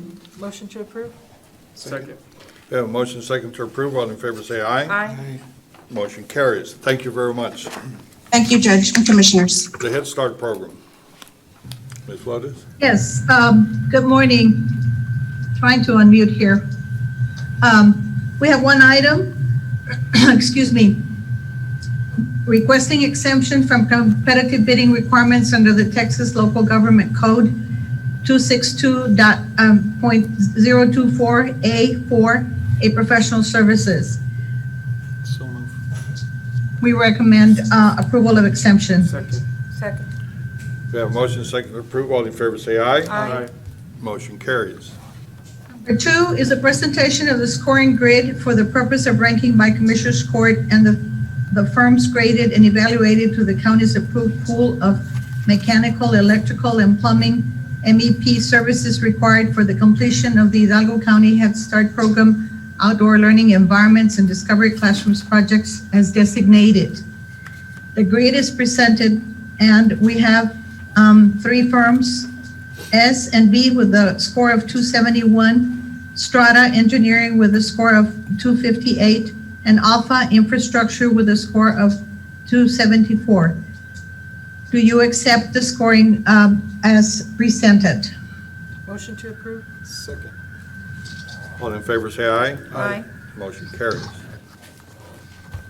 And finally, the third one is authority to negotiate a professional contract for mechanical, electrical, and plumbing MEP services commencing with the number one ranked firm of Alpha Infrastructure for MEP services for the completion of the Hidalgo County Head Start Program Outdoor Learning Environments and Discovery Classrooms project as designed. Motion to approve? Second. All in favor, say aye. Aye. Motion carries. Thank you very much, Ellen. Thank you very much. I do want to announce that most of our centers will be opening for instruction on August the 23rd. The others are August the 16th, so all of our children will be in person. Thank you. Mr. Arredondo. Good morning, Judge, Commissioners. TJ Arredondo with the Planning Department. On Judge, July on this- 27th, the Hidalgo County Subdivision Advisory Board convened and recommended the following. Preliminary approval of item 17-1A, Suncrest Acre subdivision, Judge, since a we're, six- a 16-lot Excuse me, subdivision in TJ? precinct 4. TJ, Mr. Arredondo. Yes. go ahead and do the preliminary approval A1, A through J, as it's presented on the agenda, would require that you read the items number A, 2, 3, and 4 only. I'll make the motion in just a second. I did have a quick question though, TJ. Yes, sir. A few of these didn't have street lights. Is there a reason why? I'm sorry, which one? There were a couple of these that we're approving that didn't have street lights included. It may be that they're not internal streets, Commissioner. We only require them in internal residential streets where we could collect the levy on the residents within the internal street. That's probably the reason why. But again, this is preliminary. I'll double check on that. But more than likely, that's the reason. Okay, motion to approve 17A, 1A through, what is it? J? For Jay. Second. Did you count how many lots those are? How many are 646 precinct total How many in are this precinct agenda. one? The Okay. majority in precinct 1? That's right, thank you. Okay, next we have two subdivisions up for I haven't final called the approval with a question. financial We have a motion and a second to guarantee. approve. You need, Hold on, TJ. We have a Yes, sir. motion and a second to approve. All in favor, say aye. Aye. Motion carries. Okay, next we have two subdivisions up for final approval with a financial guarantee. Item 17-2A, Emily Villarreal subdivision, a 3-lot subdivision in precinct 1. The cash deposit is for $3,000 for 2 septic tank systems. And item 17-2B, East Acre subdivision, a 1-lot subdivision in precinct 3 with a cash deposit of $1,500 for 1 septic tank system. We recommend final approval with a financial guarantee for both. motion to approve? Second? All in favor, say aye. Aye. Motion carries. Next, we have a 1-lot subdivision up for final approval. Item 17-3A, Big Dog subdivision is a 1-lot subdivision in precinct 3. We recommend final approval. Motion to approve? Second? All in favor, say aye. Aye. Motion carries. Next item is item 17-4A, reappointment of member to the Subdivision Advisory Board and Board of Building Line Adjustment for Precinct 1. The precinct is recommending Joe Olivares. Motion to approve. Second? All in favor, say aye. Aye. Motion carries. And lastly, item 17-4B, reappointment of member to the Subdivision Advisory Board and Board of Building Line Adjustment for the County Judge's Office. The judge is recommending Arcadio Padilla. So move. Second? All in favor, say aye. Aye. Motion carries. Thank you. Thank you, TJ. 18A, requesting approval to accept counteroffers to purchase tracts of land known as parcels 1 and 4 associated with the Precinct 2 Nolana Loop project from FM 1426 to FM 907, with authority for the county judge to sign the administrative evaluation and approval forms. Motion to approve? Second. All in favor, say aye. Aye. Motion carries. B, requesting approval to accept counteroffer to purchase tract of land known as parcel 39 associated with the Precinct 2 Eldora Road project from FM 3362 to Veterans Boulevard, with authority for the county judge to sign the administrative evaluation and approval form. Motion to approve. Second. All in favor, say aye. Aye. Motion carries. C1 and 2, requesting approval of interlocal cooperation agreement between the County of Hidalgo and the City of Alamo regarding road improvements for the Precinct 2 El Gato Road from Alamo Road West 2,200 linear feet. And 2, in accordance with Section 791014 of the Texas Government Code, requesting approval of the interlocal cooperation agreement project regarding the Precinct 2 El Gato Road project. So moved. Second. We have a motion and a second to approve. All in favor, say aye. Aye. Motion carries. Item 19A, requesting authorization to approve and execute the easement and right-of-way agreement to the utility access submitted to Hidalgo County Precinct 4 by AEP Texas Incorporated for the new mechanic shop at Hidalgo County Precinct 4, with authority for the county judge to sign the easement right-of-way agreement. Motion to approve. Second. All in favor, say aye. Aye. Motion carries. Mr. Cruz. Morning, Judge Commissioner Sergio Cruz, Budget Management. Item 20A is approval of the revised signature authority designation form with authority for the county judge to sign the contracts as listed on the agenda. We recommend approval. Second. Motion approved.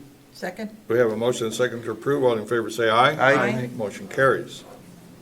Item 20B is consideration and approval of imposition of optional fees for calendar year 2022 in accordance with Transportation Code Section 502.401, 502.402, and 502.403. We're recommending to keep the fees the same as current, which would be a $10 fee for a road and bridge and a $10 fee for the RMA. Motion to approve. Second. We have a motion, second to approve. All in favor, say aye. Aye. Motion carries. Item 20C1, for precinct 3, requesting approval of certification of revenues as certified by the county auditor in the amount of $106,020.95 and $12,705 for proposed street improvement projects, and appropriation of the same. Motion to approve. Second. All in favor, say aye. Aye. Motion carries. Item 20C2 is approval of 2021 appropriation of funds for the district clerk's record management and preservation fund in the amount of $197,573. Recommend approval. Motion to approve. Second. All in favor, say aye. Aye. Motion carries. And lastly, item 20C3, requesting approval of certification of revenues as certified by the county auditor in the amount of $17,489.60. This is for the Precinct 4 North Monmac Road Overlay Project. Recommend approval. Second. We have a motion and a second to approve. All in favor, say aye. Aye. Motion carries. Thank you, Judge Commissioners. Thank you, Mr. Cruz. Is Marty back? No, sir, we're gonna have, if I'm saying, Ms. Dina Trevino. Okay. Dina? Ms. Dina?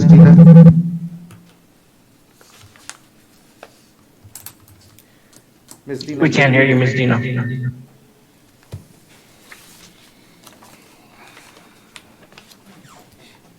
Ms. Dina, you're muted. Mr. Magnus, are we having technical issues with Ms. Dina on her audio? Yes, we can't hear her. Make sure you have the correct audio source.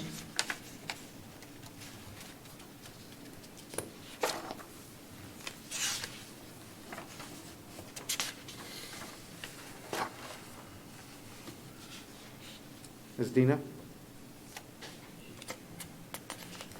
She's still not coming through. Judge Commissioners, if I may, while we get the Have her audio. log in and log out and log in. And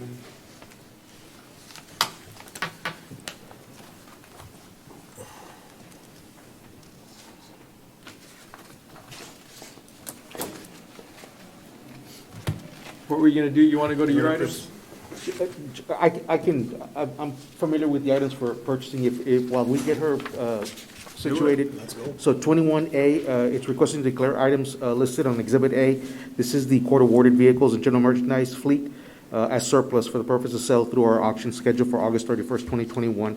And this is in accordance with local government code 263-152A1. So moved. Second. All in favor, say aye. Aye. Motion carries. Second item is requesting authority to advertise the auction, remove assets from our inventory list, and in the event of no bids, receive, destroy, or otherwise dispose of as worthless inasmuch as the sale of said items, and this is also pursuant to local government code 263-151-1 and/or 263-152-A3. Motion to approve. Second. All in favor, say aye. Aye.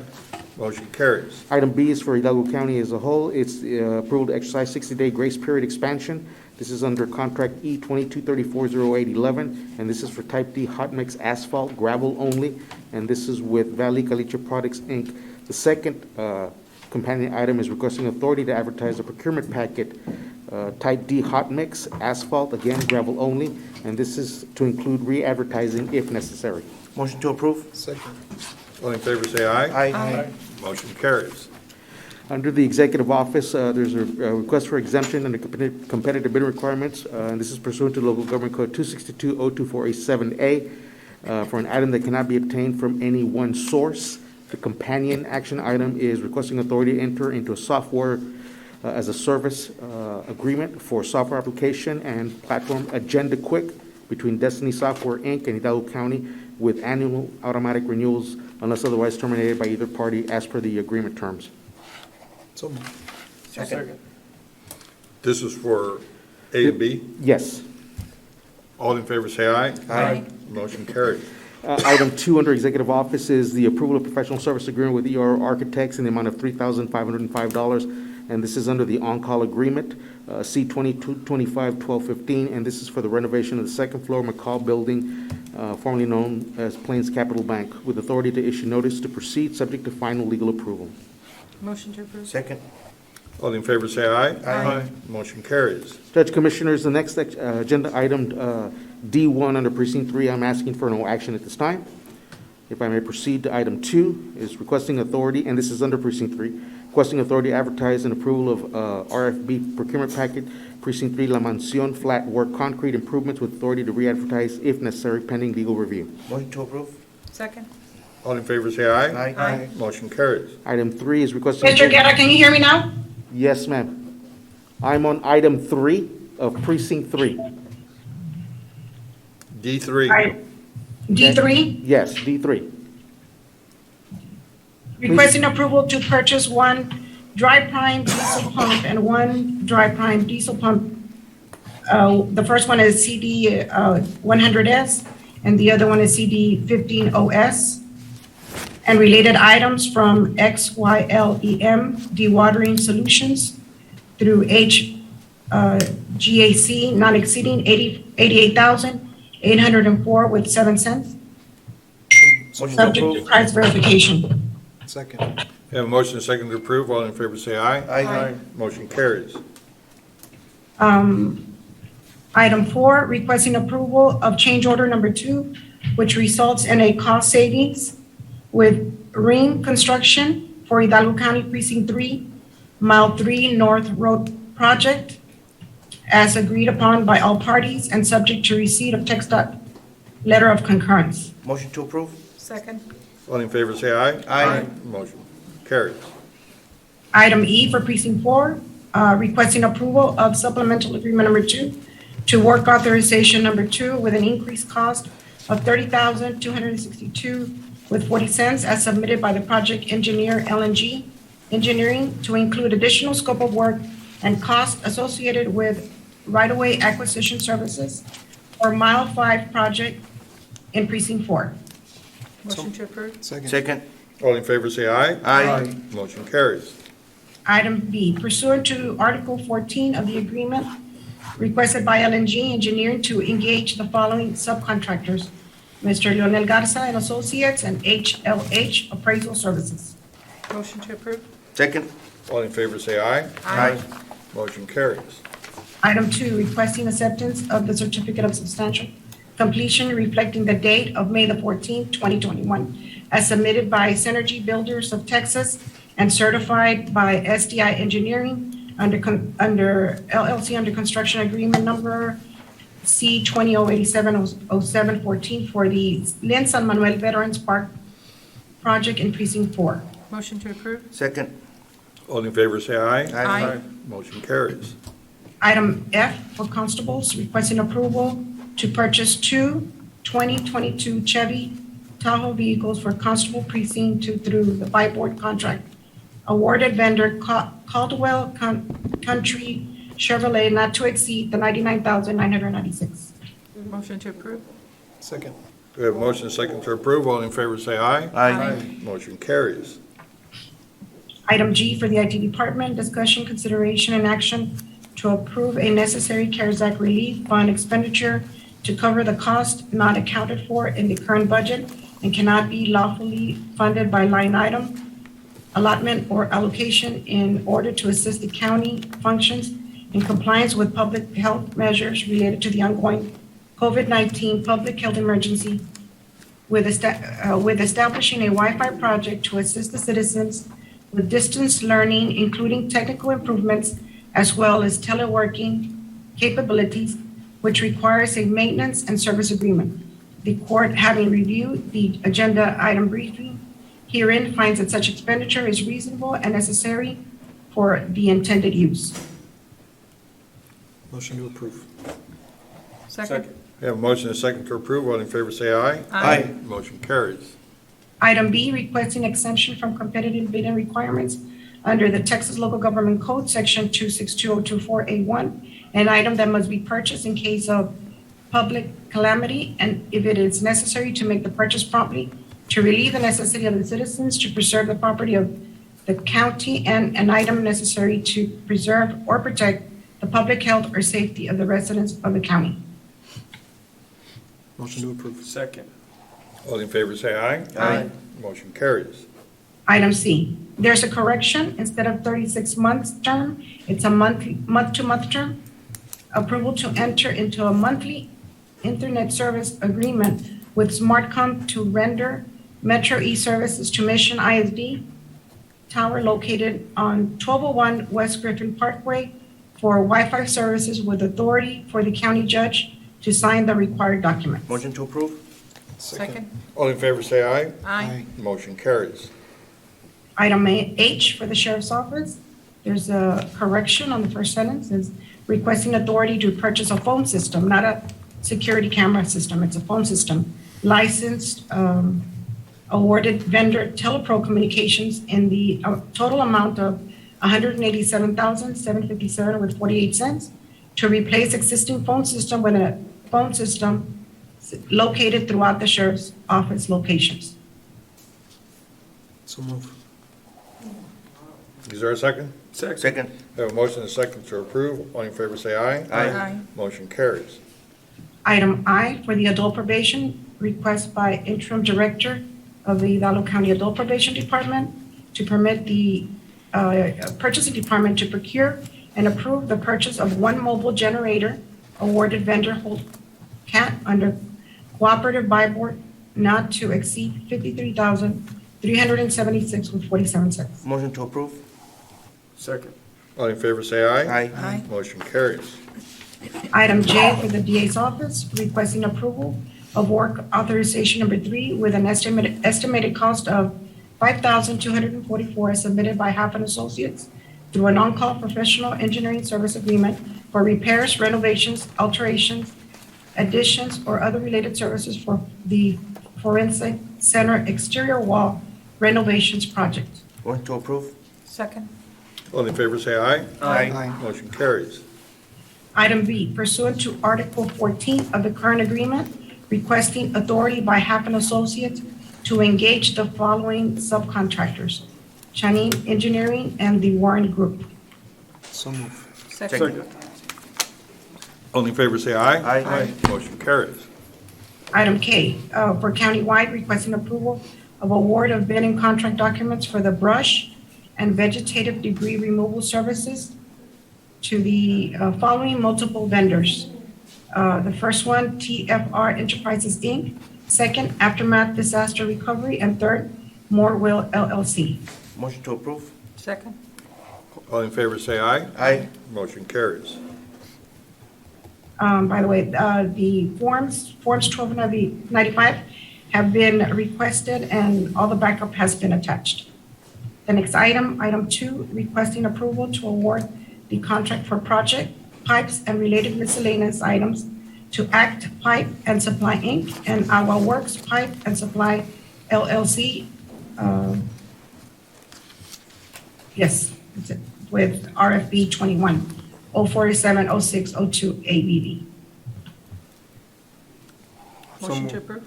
Second. We have a motion and a second to approve. All in favor, say aye. Aye. Motion carries. Item L for Precinct 2, requesting approval to execute the final form of professional engineering services agreement for the provision of on-call professional engineering services with DJ Engineering for projects located in Precinct 2, subject to compliance with Form 1295. Motion to approve? Second? All in favor, say aye. Aye. Motion carries. Item B, approval of work authorization number 1 with an estimated cost of $64,448 submitted by DJ Engineering to provide professional engineering services for Precinct 2 Administration Complex Parking Lot Improvement Project. Motion to approve. Second. Have a motion and a second to approve. All in favor, say aye. Aye. Motion carries. Thank you, Judge Commissioners. Thank you very much. Judge Commissioners, with your permission, I'm going to ask that we go to closed session first before taking any other action on the agenda. Okay, pursuant to Chapter 551 of the Texas Government Codes under Section 551.071, .072, .074, and .087, we'll be retired to closed session to discuss those items.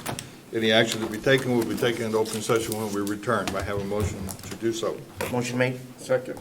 All in favor, say aye. Aye. Motion carries. It is 10 minutes till noon.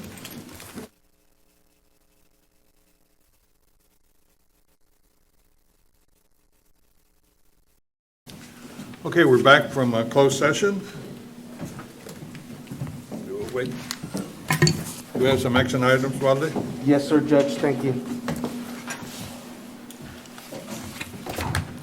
So, Judge, under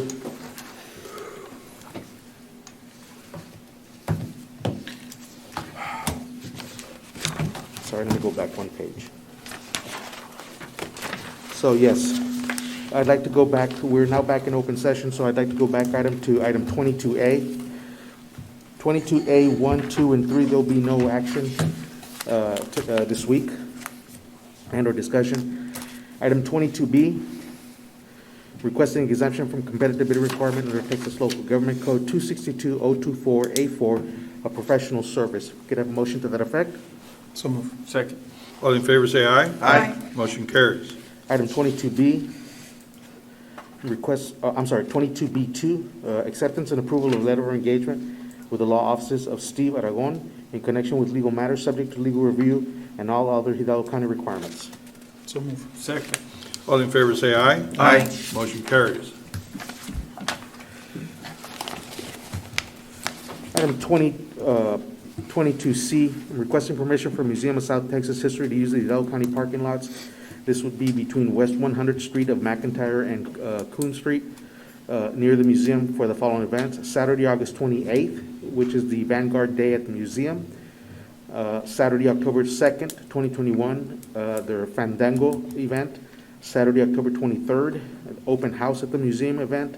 And Saturday, October 30th, 2021, Dia de los Muertos event. And they would be respectively 8 to 5, 12 to 12 a.m., 8 to 5, and 12 to 12 a.m. So moved. Second? All in favor, say aye. Aye. Motion carries. Item D is approval to accept settlement check from Geico Insurance Company in the amount of $3,616.07, and this will settle an auto accident claim with one of our county vehicles. So move. Second. All in favor, say aye. Aye.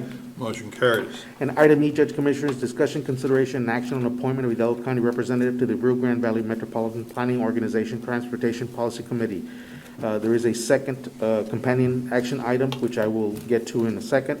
This is, historically, we've done two-year appointments. Our current commissioner, who is the MPO representative, is Commissioner Cantu, and our alternate is Commissioner Fuentes. And historically, what we've been doing is we have been rotating, and so the next in line would be, as an appointee, would be Commissioner Fuentes, and as an alternate would be Commissioner Torres. Is that different? Is the alternate different than the proxy? Yes, yes. Okay. Yes. I make a motion to that effect. Second. All in favor, say aye. Aye. Motion carries. And item 2 would be approval to designate one alternate and, well, we've designated the alternate, Commissioner Torres, and 3 proxies to the El County Rio Grande Valley Metropolitan Organization Transportation Policy Committee. Historically, the proxies have been the chiefs of staff of the appointee and the alternate. And then we always add a third just in case. Well, I would say that, I would make the motion for Commissioner Fuentes as chief, but then Commissioner Villarreal as a second proxy and myself as a third proxy, if that's. Oh, okay. If that's okay. Okay. Yes, Is you that could, fine? yes, you could do that, yes. So, because it would be you, then Commissioner Torres, and then your chief, and then Commissioner Villarreal, and then myself. Is that fine? Okay. That's my motion. Second. We have a motion and a second. All in favor, say aye. Aye. Motion carries. Okay.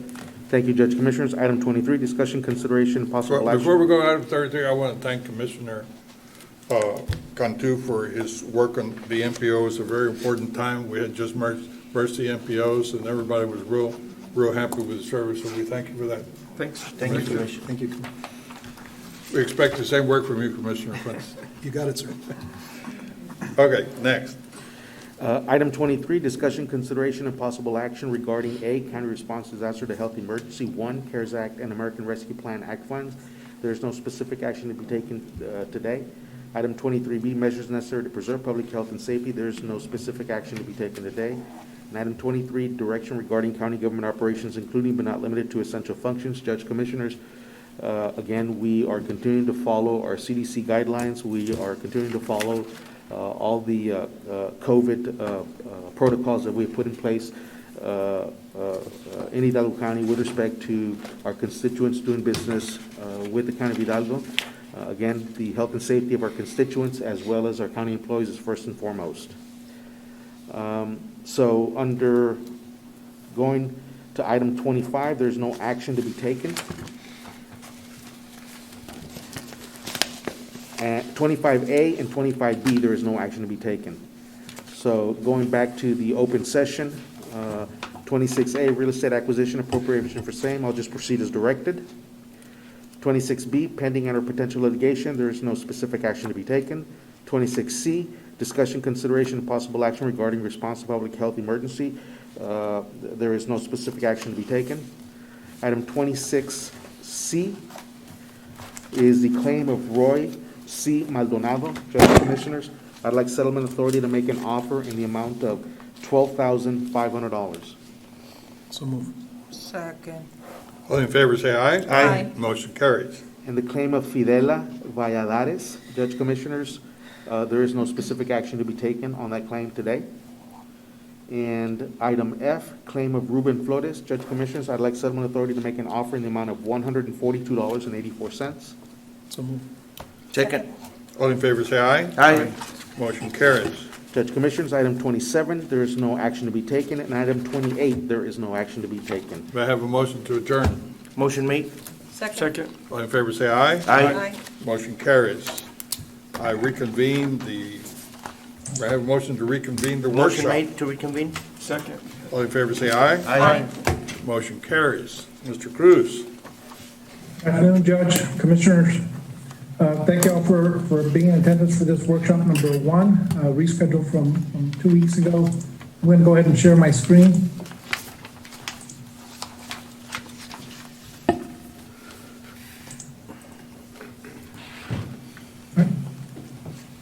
Judge, Commissioners, we'll be spending the majority of the time on page 5, but I will go quickly over page 3 and 4, which is basically just the status as to how we did last year, and then how I estimate we'll be doing at the end of this year.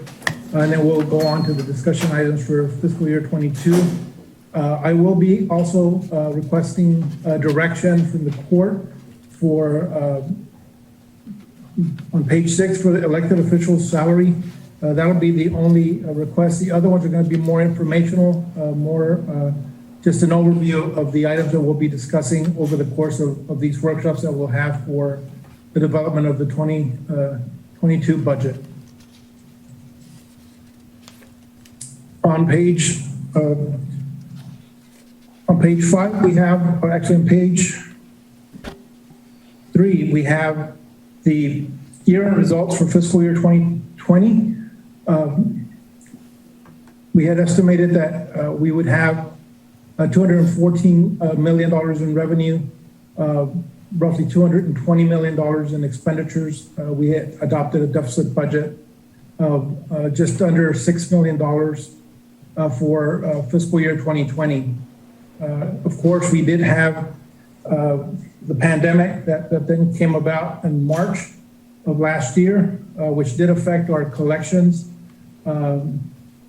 We did have collection decreases in charges for services, which are mainly the judicial courts, district, county, and JP courts were the ones that suffered the most revenue loss. As far as property taxes, we had already received the bulk of our property taxes, which are due in January 31st of every year. So we did have current collections on property taxes at 96%, which the auditor had budgeted at 95%. However, we did see a decrease in delinquent taxes, roughly about an 18% decrease in delinquent taxes, or a loss of roughly about $1 million from 5.5 that was projected to be collected in 2020 to roughly about 4.5 million that was only collected for that purpose. However, we did have, on our expenditures, we did have a reduction in expenditures, mainly attributed to reclassification of expenses that we were able to make for public safety and public health expenses into the CARES Act reimbursements. So we did have projected expenditures of $210 million, actual expenditures for the year after we were able to reallocate some of those expenses into the CARES was roughly about $200 million, which gave us, at the end of the year, gave us a surplus of $2.7 million, roughly a $9 million swing from what we had expected to have at the beginning of the year.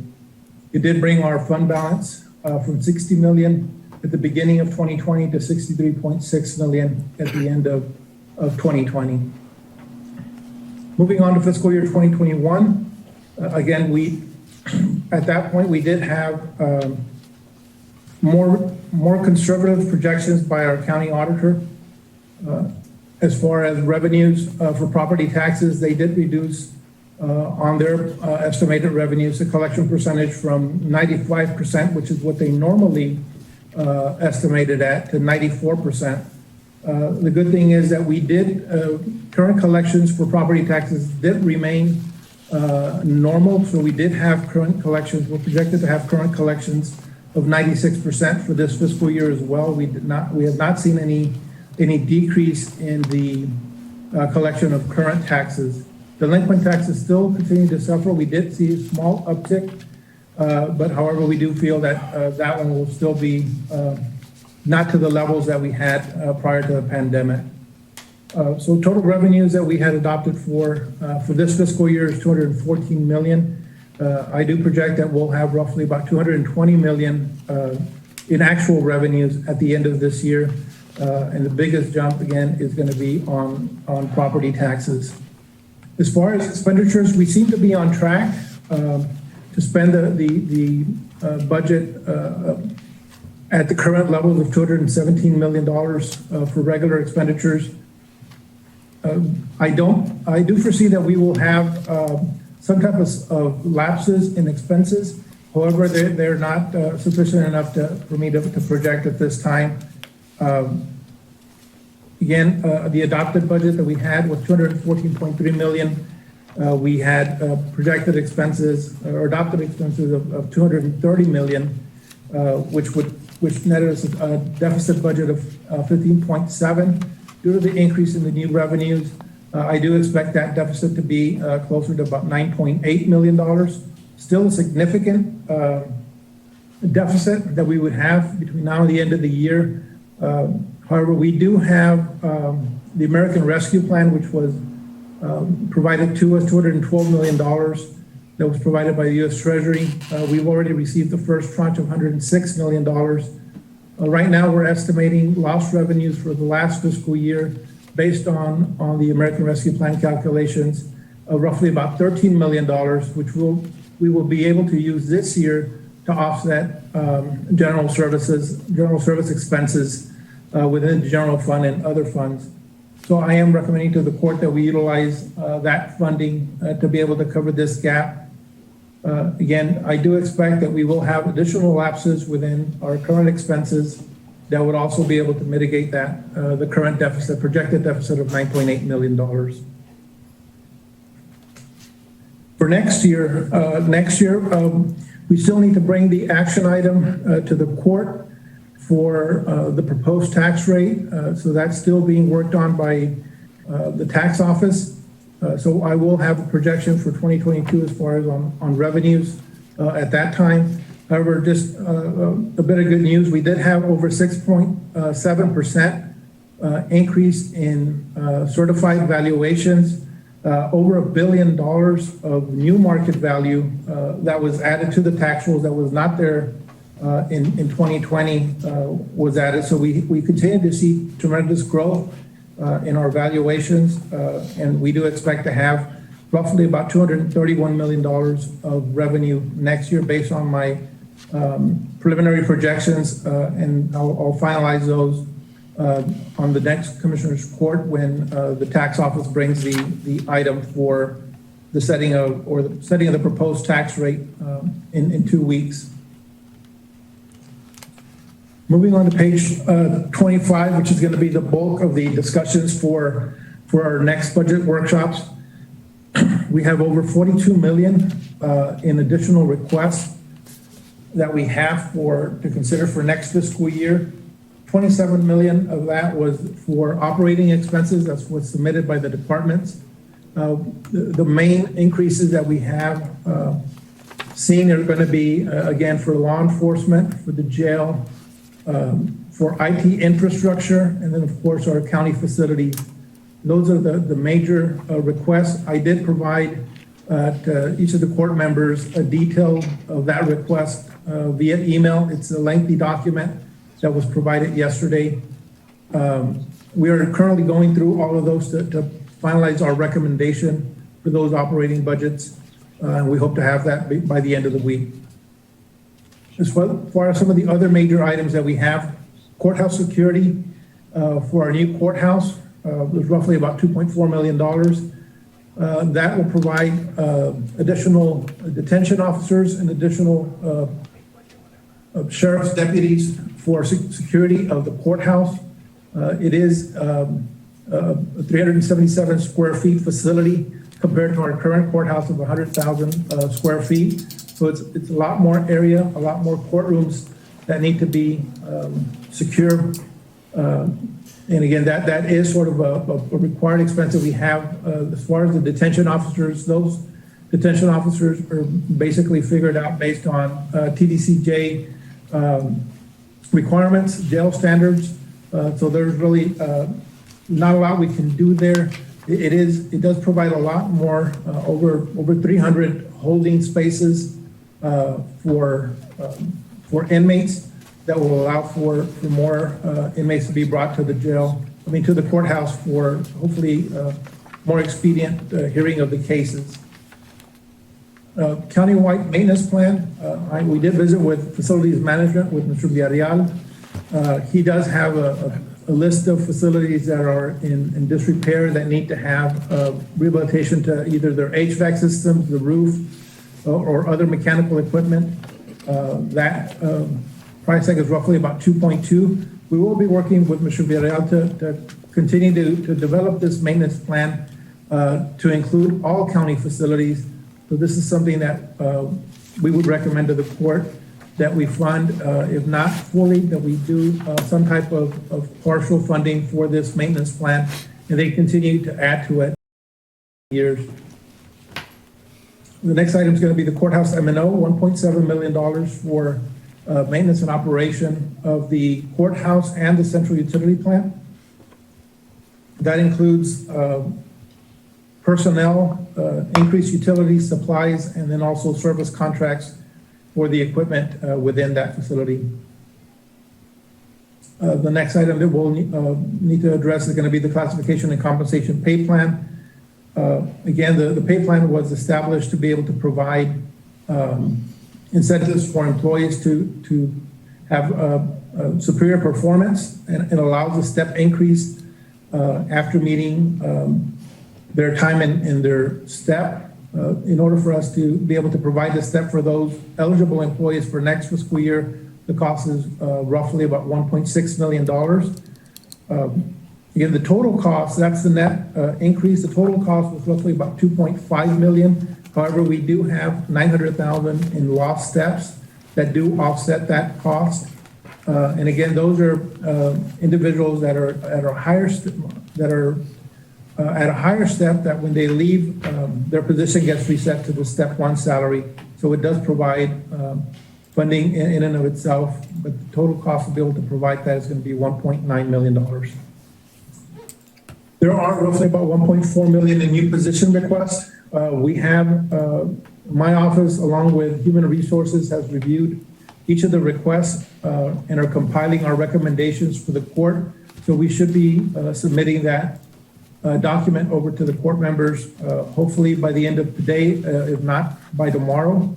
That way you can have it for your review, and we can have a discussion on those position requests at a future workshop. Health insurance is also projected to increase roughly about $1.2 million for a 5% premium increase from current levels. Again, for fiscal year 21, we did not increase insurance premiums. We were able to keep them at the 2020 level. However, we do project that for next fiscal year, it will be required for us to have an increase to be able to keep up with the cost. Again, we're starting to see some of those deferred or elective procedures that were not done last year and now sometime this year as well, to be done at the next year once the pandemic starts, hopefully starts to subside, and they'll be able to start doing those elective procedures. So we do project an increased cost for next fiscal year. We also have personnel actions that the court has taken since the adoption of the budget last year to the tune of $933,000. Again, these are actions that we've already taken that we need to include in next fiscal year's budget. The next item is going to be the District Attorney's Chapter 59, which is their forfeiture account. We have seen declining revenues in forfeitures. In last year, as you may recall, we did have $1.5 million worth of personnel expenses that were transferred from the forfeiture fund into general fund. However, due to the declining revenues again this year and projected to continue to next year, it'll be necessary for us to now move additional personnel from the forfeiture fund that are being funded right now from forfeiture funds and move them into general fund. Again, these are personnel that are used for the hearing of cases, criminal cases by the district attorney's office. Again, they weren't able to utilize forfeiture funds in prior years, and that certainly was beneficial for general fund. However, now with those declining revenues, we are recommending that we transfer that personnel to be able to continue court operations moving forward. The next item is going to be for fire calls. We have seen an increase in the cost of fire calls over last year and this year, roughly about $700,000 increase. In 2018 and 2019, we were averaging roughly about $1.6 million in fire calls. And these are for responses by fire departments into the rural areas whenever there's a fire.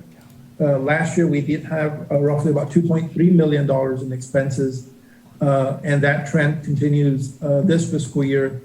So now that we are recommending to the court to increase that fire call budget by roughly about $700,000 for next fiscal year. Again, it does fluctuate from year to year depending on how wet or how dry the season is. But however, as we've continued to have these last couple of years, very hot seasons, we do expect those fire calls to continue at the higher level. For grants cash match, we have roughly about $650,000 that we're requesting for the court to include in the next fiscal year as departments mainly the DAs, the health department, and sheriff's office obtain additional grants. Some of those do come with cash match. And now that we've had some of these grants for more than 1 year, we do expect them to be applied for again next year. We're just making provisions to be able to have those cash matches available in their budgets. That way we can not have to worry about whether we can afford to apply for some of these grants. Again, these grants do provide tremendous resources to the county. Usually it's an 80-20 match, so it always does. We're able to leverage additional funds, federal and state funds, to be able to manage some of these grants. Some of the other items are a little bit smaller in nature. Retirement rate.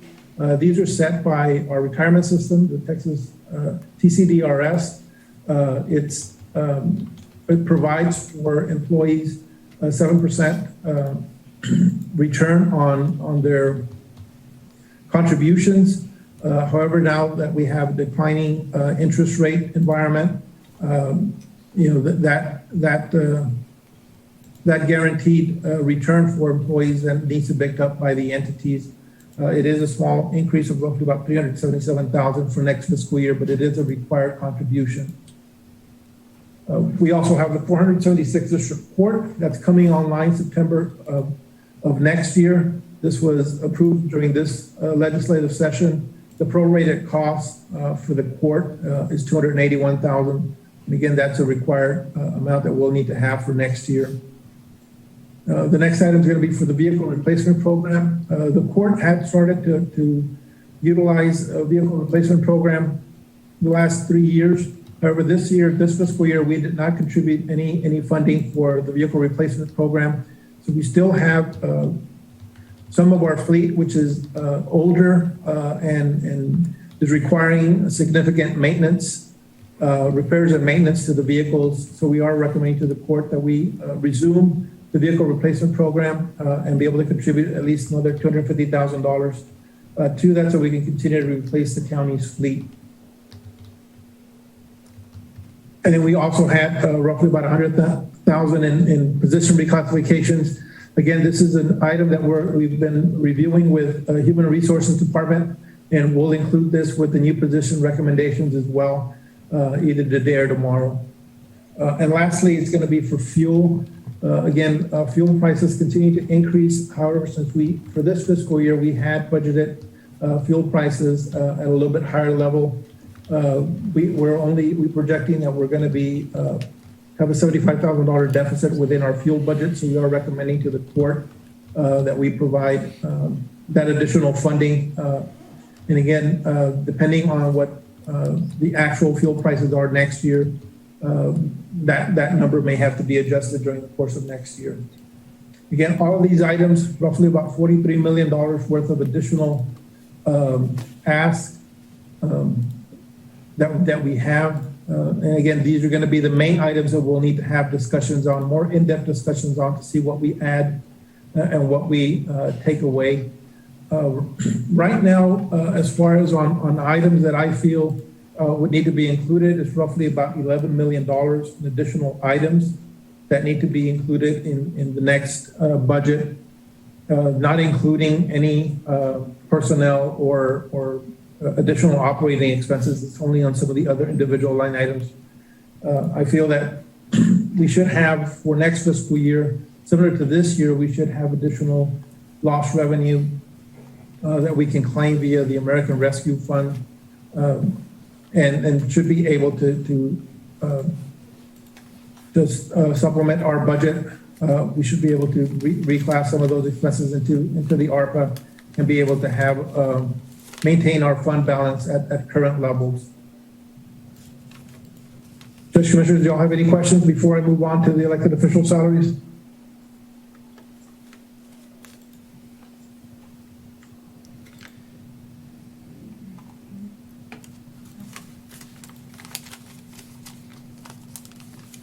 Okay, moving on to page 6 is going to be the elected official salaries. Again, every year we have to provide a notice to each elected official of the proposed salary for the ensuing fiscal year. After they've received the notice, they have a certain time period for them to file a grievance if they feel their proposed salary is not in line with what they should be making. We are recommending for next fiscal year to keep all the proposed salaries for elected officials at the current level. There are some changes on some of the county court of law salaries, but that's due to the judicial pay plan that was implemented 2 legislative sessions ago, which basically has years of service for judicial judges. Depending on the number of years that they have in service, they have a corresponding salary similar to what we have with our compensation pay plan as well.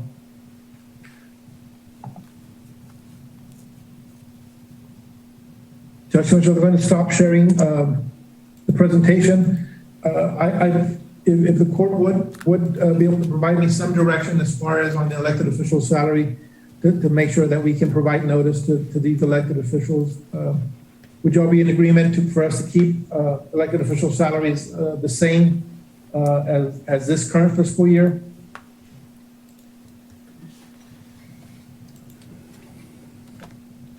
Yeah, I think what we've talked about before, Sergio, is that when we consider COLAs for the whole county, that we could consider that for the elected. But until we do that, it's really difficult to consider them separately from the rest of our staff, but that's just me. I agree. I agree. As far as cost of living adjustment for employees, right now, we're not recommending a cost of living adjustment just due to the cost of providing that. Just for reference, 1% cost of living adjustment equates to roughly about $1.5 million of expense. Right now, the CPI change from this year to last year, from the second quarter of this year to the second quarter of last year, was roughly about 5%, just above 5%. That equates to a total cost of about $8 million. So for that purpose and given the need that we have and the limited resources that we have, we are not recommending at this time any cost of living adjustment. Okay, anything else, Sergio? No, just as far as for the budget, this is the main items that we'll be discussing over the course of the next few weeks as we develop our fiscal year 22 budget.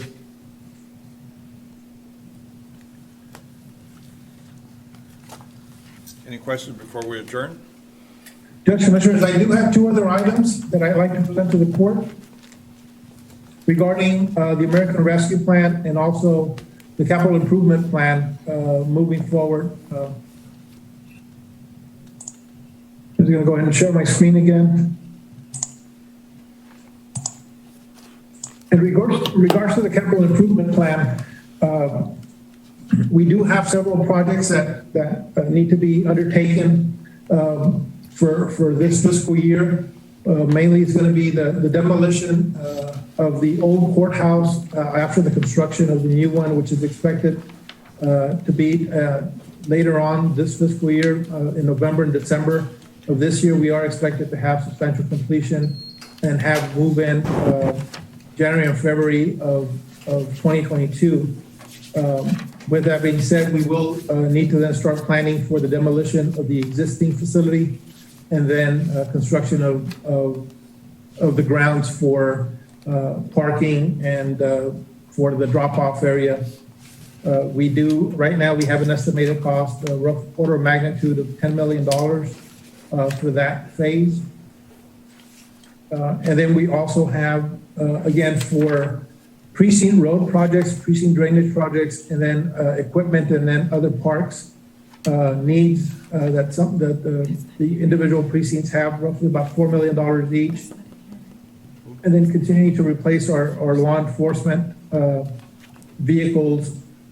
And then we also have a shortfall right now in our Justice Center building, which is going to be located in Precinct 4 for the Justice of the Peace, 4-1 and 4-2. along with Constable Precinct 4. We currently have a shortfall of roughly about $1 million. That cost is, the total projects that we have slated for fiscal year 2021 is just shy of $30 million. Based on property valuations, keeping the tax rate at the same level, we do expect that we would be able to finance this capital improvement plan as stated on the screen without a tax rate impact. There will need to be a shift on the debt service tax rate from 7.07 cents per hundred valuation to 7.26 cents. So I'd like to see if I can get some direction on that as far as if I can have Mr. Noe Hinojosa in attendance at the next commissioners meeting so that we can present this plan for the court, as well as maybe even providing a notice of intent to issue if the court so desires. Sounds good. I would be in favor of that. I think we're kind of at the point where we normally are already receiving our CIP funds, and we haven't really moved forward with this year's allocation. So I know we've all got MPO projects and other pieces of equipment and road projects we need to get done. So I'm in favor of moving forward and having Mr. Hinojosa maybe here at the next meeting to discuss next steps. That's my opinion. I agree. I agree. Yeah, and Commissioners, yes, normally by this time, we would have already issued the notice of intent. However, given the nature of the valuations, we had been waiting for those values to be certified before we actually proceeded in that direction. But now that we do have those values certified, I'll make sure and have Mr. Hinojosa here present via Zoom or in person if possible for the next Commissioners Court meeting.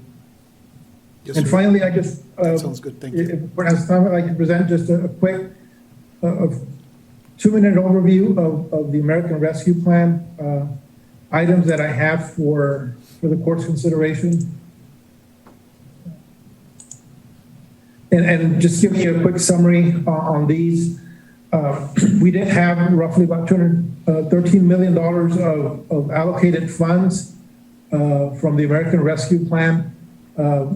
Right now, I have earmarked $17 million proposed to the court as far as proposed project list, proposing that we utilize $17 million for improved access to primary care. This would include either the renovation, reconstruction, or new construction of 3 different health clinics within the Mission, the Alton, and the Hidalgo areas. And also proposed construction of mental health facilities at the John Austin Peña site that is just on Doolittle and Schuner. Again, when we partnered with the state to construct the John Austin Peña facility, we did do all the administration of the building, and they did lay the groundwork for treatment facilities behind that administration. So recommending to the court that we proceed in that manner. I do have slated $4.6 million for vaccination efforts, which includes staff, nursing staff to be able to provide vaccinations. We do have an allocation of roughly about $2 million for any boosters that may be needed to be given later on this year or next year, as recommended by the CDC. And then also some incentives for to be able to increase the vaccination percentages within our community. Ms. Olivares had requested a small earmark of roughly about $150,000 for some type of incentives that maybe we can provide. I do have $500,000 for electronic medical records program upgrades. We did start this program with the CARES Act money. There's additional modules that Mr. Olivares would like to purchase to be able to enhance his electronic medical records system. Again, I do have slated roughly about $9.5 million for premium pay for eligible workers doing eligible work. And again, this is just based on estimates of some of the other entities that are providing premium pay to their employees. This, again, we need to have additional discussions regarding if we're going to do any type of tiers and which workers will be eligible for that. Right now, I do have, the earmark does represent funding for at least all the workers. And then also $250,000 for public health announcements as we continue the vaccination efforts, as we continue other notices that we need to provide, make the public aware as to where we are regarding this pandemic. I also have roughly about $17.25 million for COVID-19 effects on the judiciary and the case backlog. The majority of this is going to be for effects for congregate settings within our adult detention facility. Because of the slow shutdown of the judiciary and not having hearing any type of cases, it has increased the inmate count within our jail, and then also we need to make sure we can adequately separate our inmates. So we are transferring those to some other out-of-county facilities. So roughly about $60 million that I have slated there. Court, you have already approved roughly about $8 million for this fiscal year. I have another $8 million slated for next year. And then, of course, also for staffing to be able to bring visiting judges and any other DA staff that may be needed to be able to accelerate the hearing of the cases once it's safe to do so. And then we have $13.2 million for public health and public safety, substantially dedicated work. We are able to expense 100% of salaries for those employees that are substantially dedicated to the COVID-19 mitigation, which we have a substantial number of employees within our health department and within our adult detention and sheriff's office. So earmarking roughly about $13.2 million for that. $1 million for personal protective equipment that we continue to buy, hand sanitizers, other suits for our health department and medical staff. And then also I have earmarked roughly about $250,000 for facility retrofits and equipment. Mainly this is going to be for air filtration systems, maybe HEPA filters, other types of systems that we can utilize in rooms such as the Commissioner's Court, other rooms where there's people that congregate that will be able to purify the air. So I did have that slated for roughly about $250,000 for that. We are projecting that we'll have between $13 and $12 million every year in lost revenue. Again, that would be then utilized to be able to offset any deficit that we have within our operating budget or provide for any other general service that we cannot afford to provide given any budget constraints. And then, of course, ARPA program administration court did approve additional staffing for myself, for my office, to be able to administer all of these ARPA project funds. And then I believe the auditor's office is also in need of 5 personnel on an as-needed basis, but I think we can do both my staffing and the auditor's office staffing with the $2.2 million.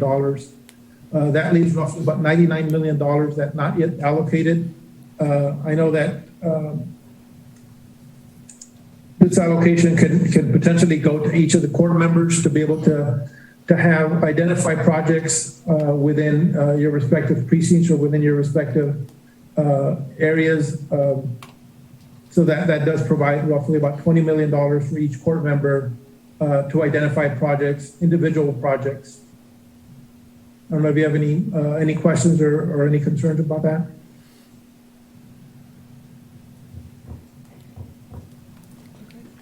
Good deal, Sergio. Thank you, Sergio. Thank you, Sergio. All right. Thank you, Judge Commissioners. That's all. Okay, I have a motion to adjourn. So motion made, second. All in favor, say aye. Aye. Motion carries. We are adjourned.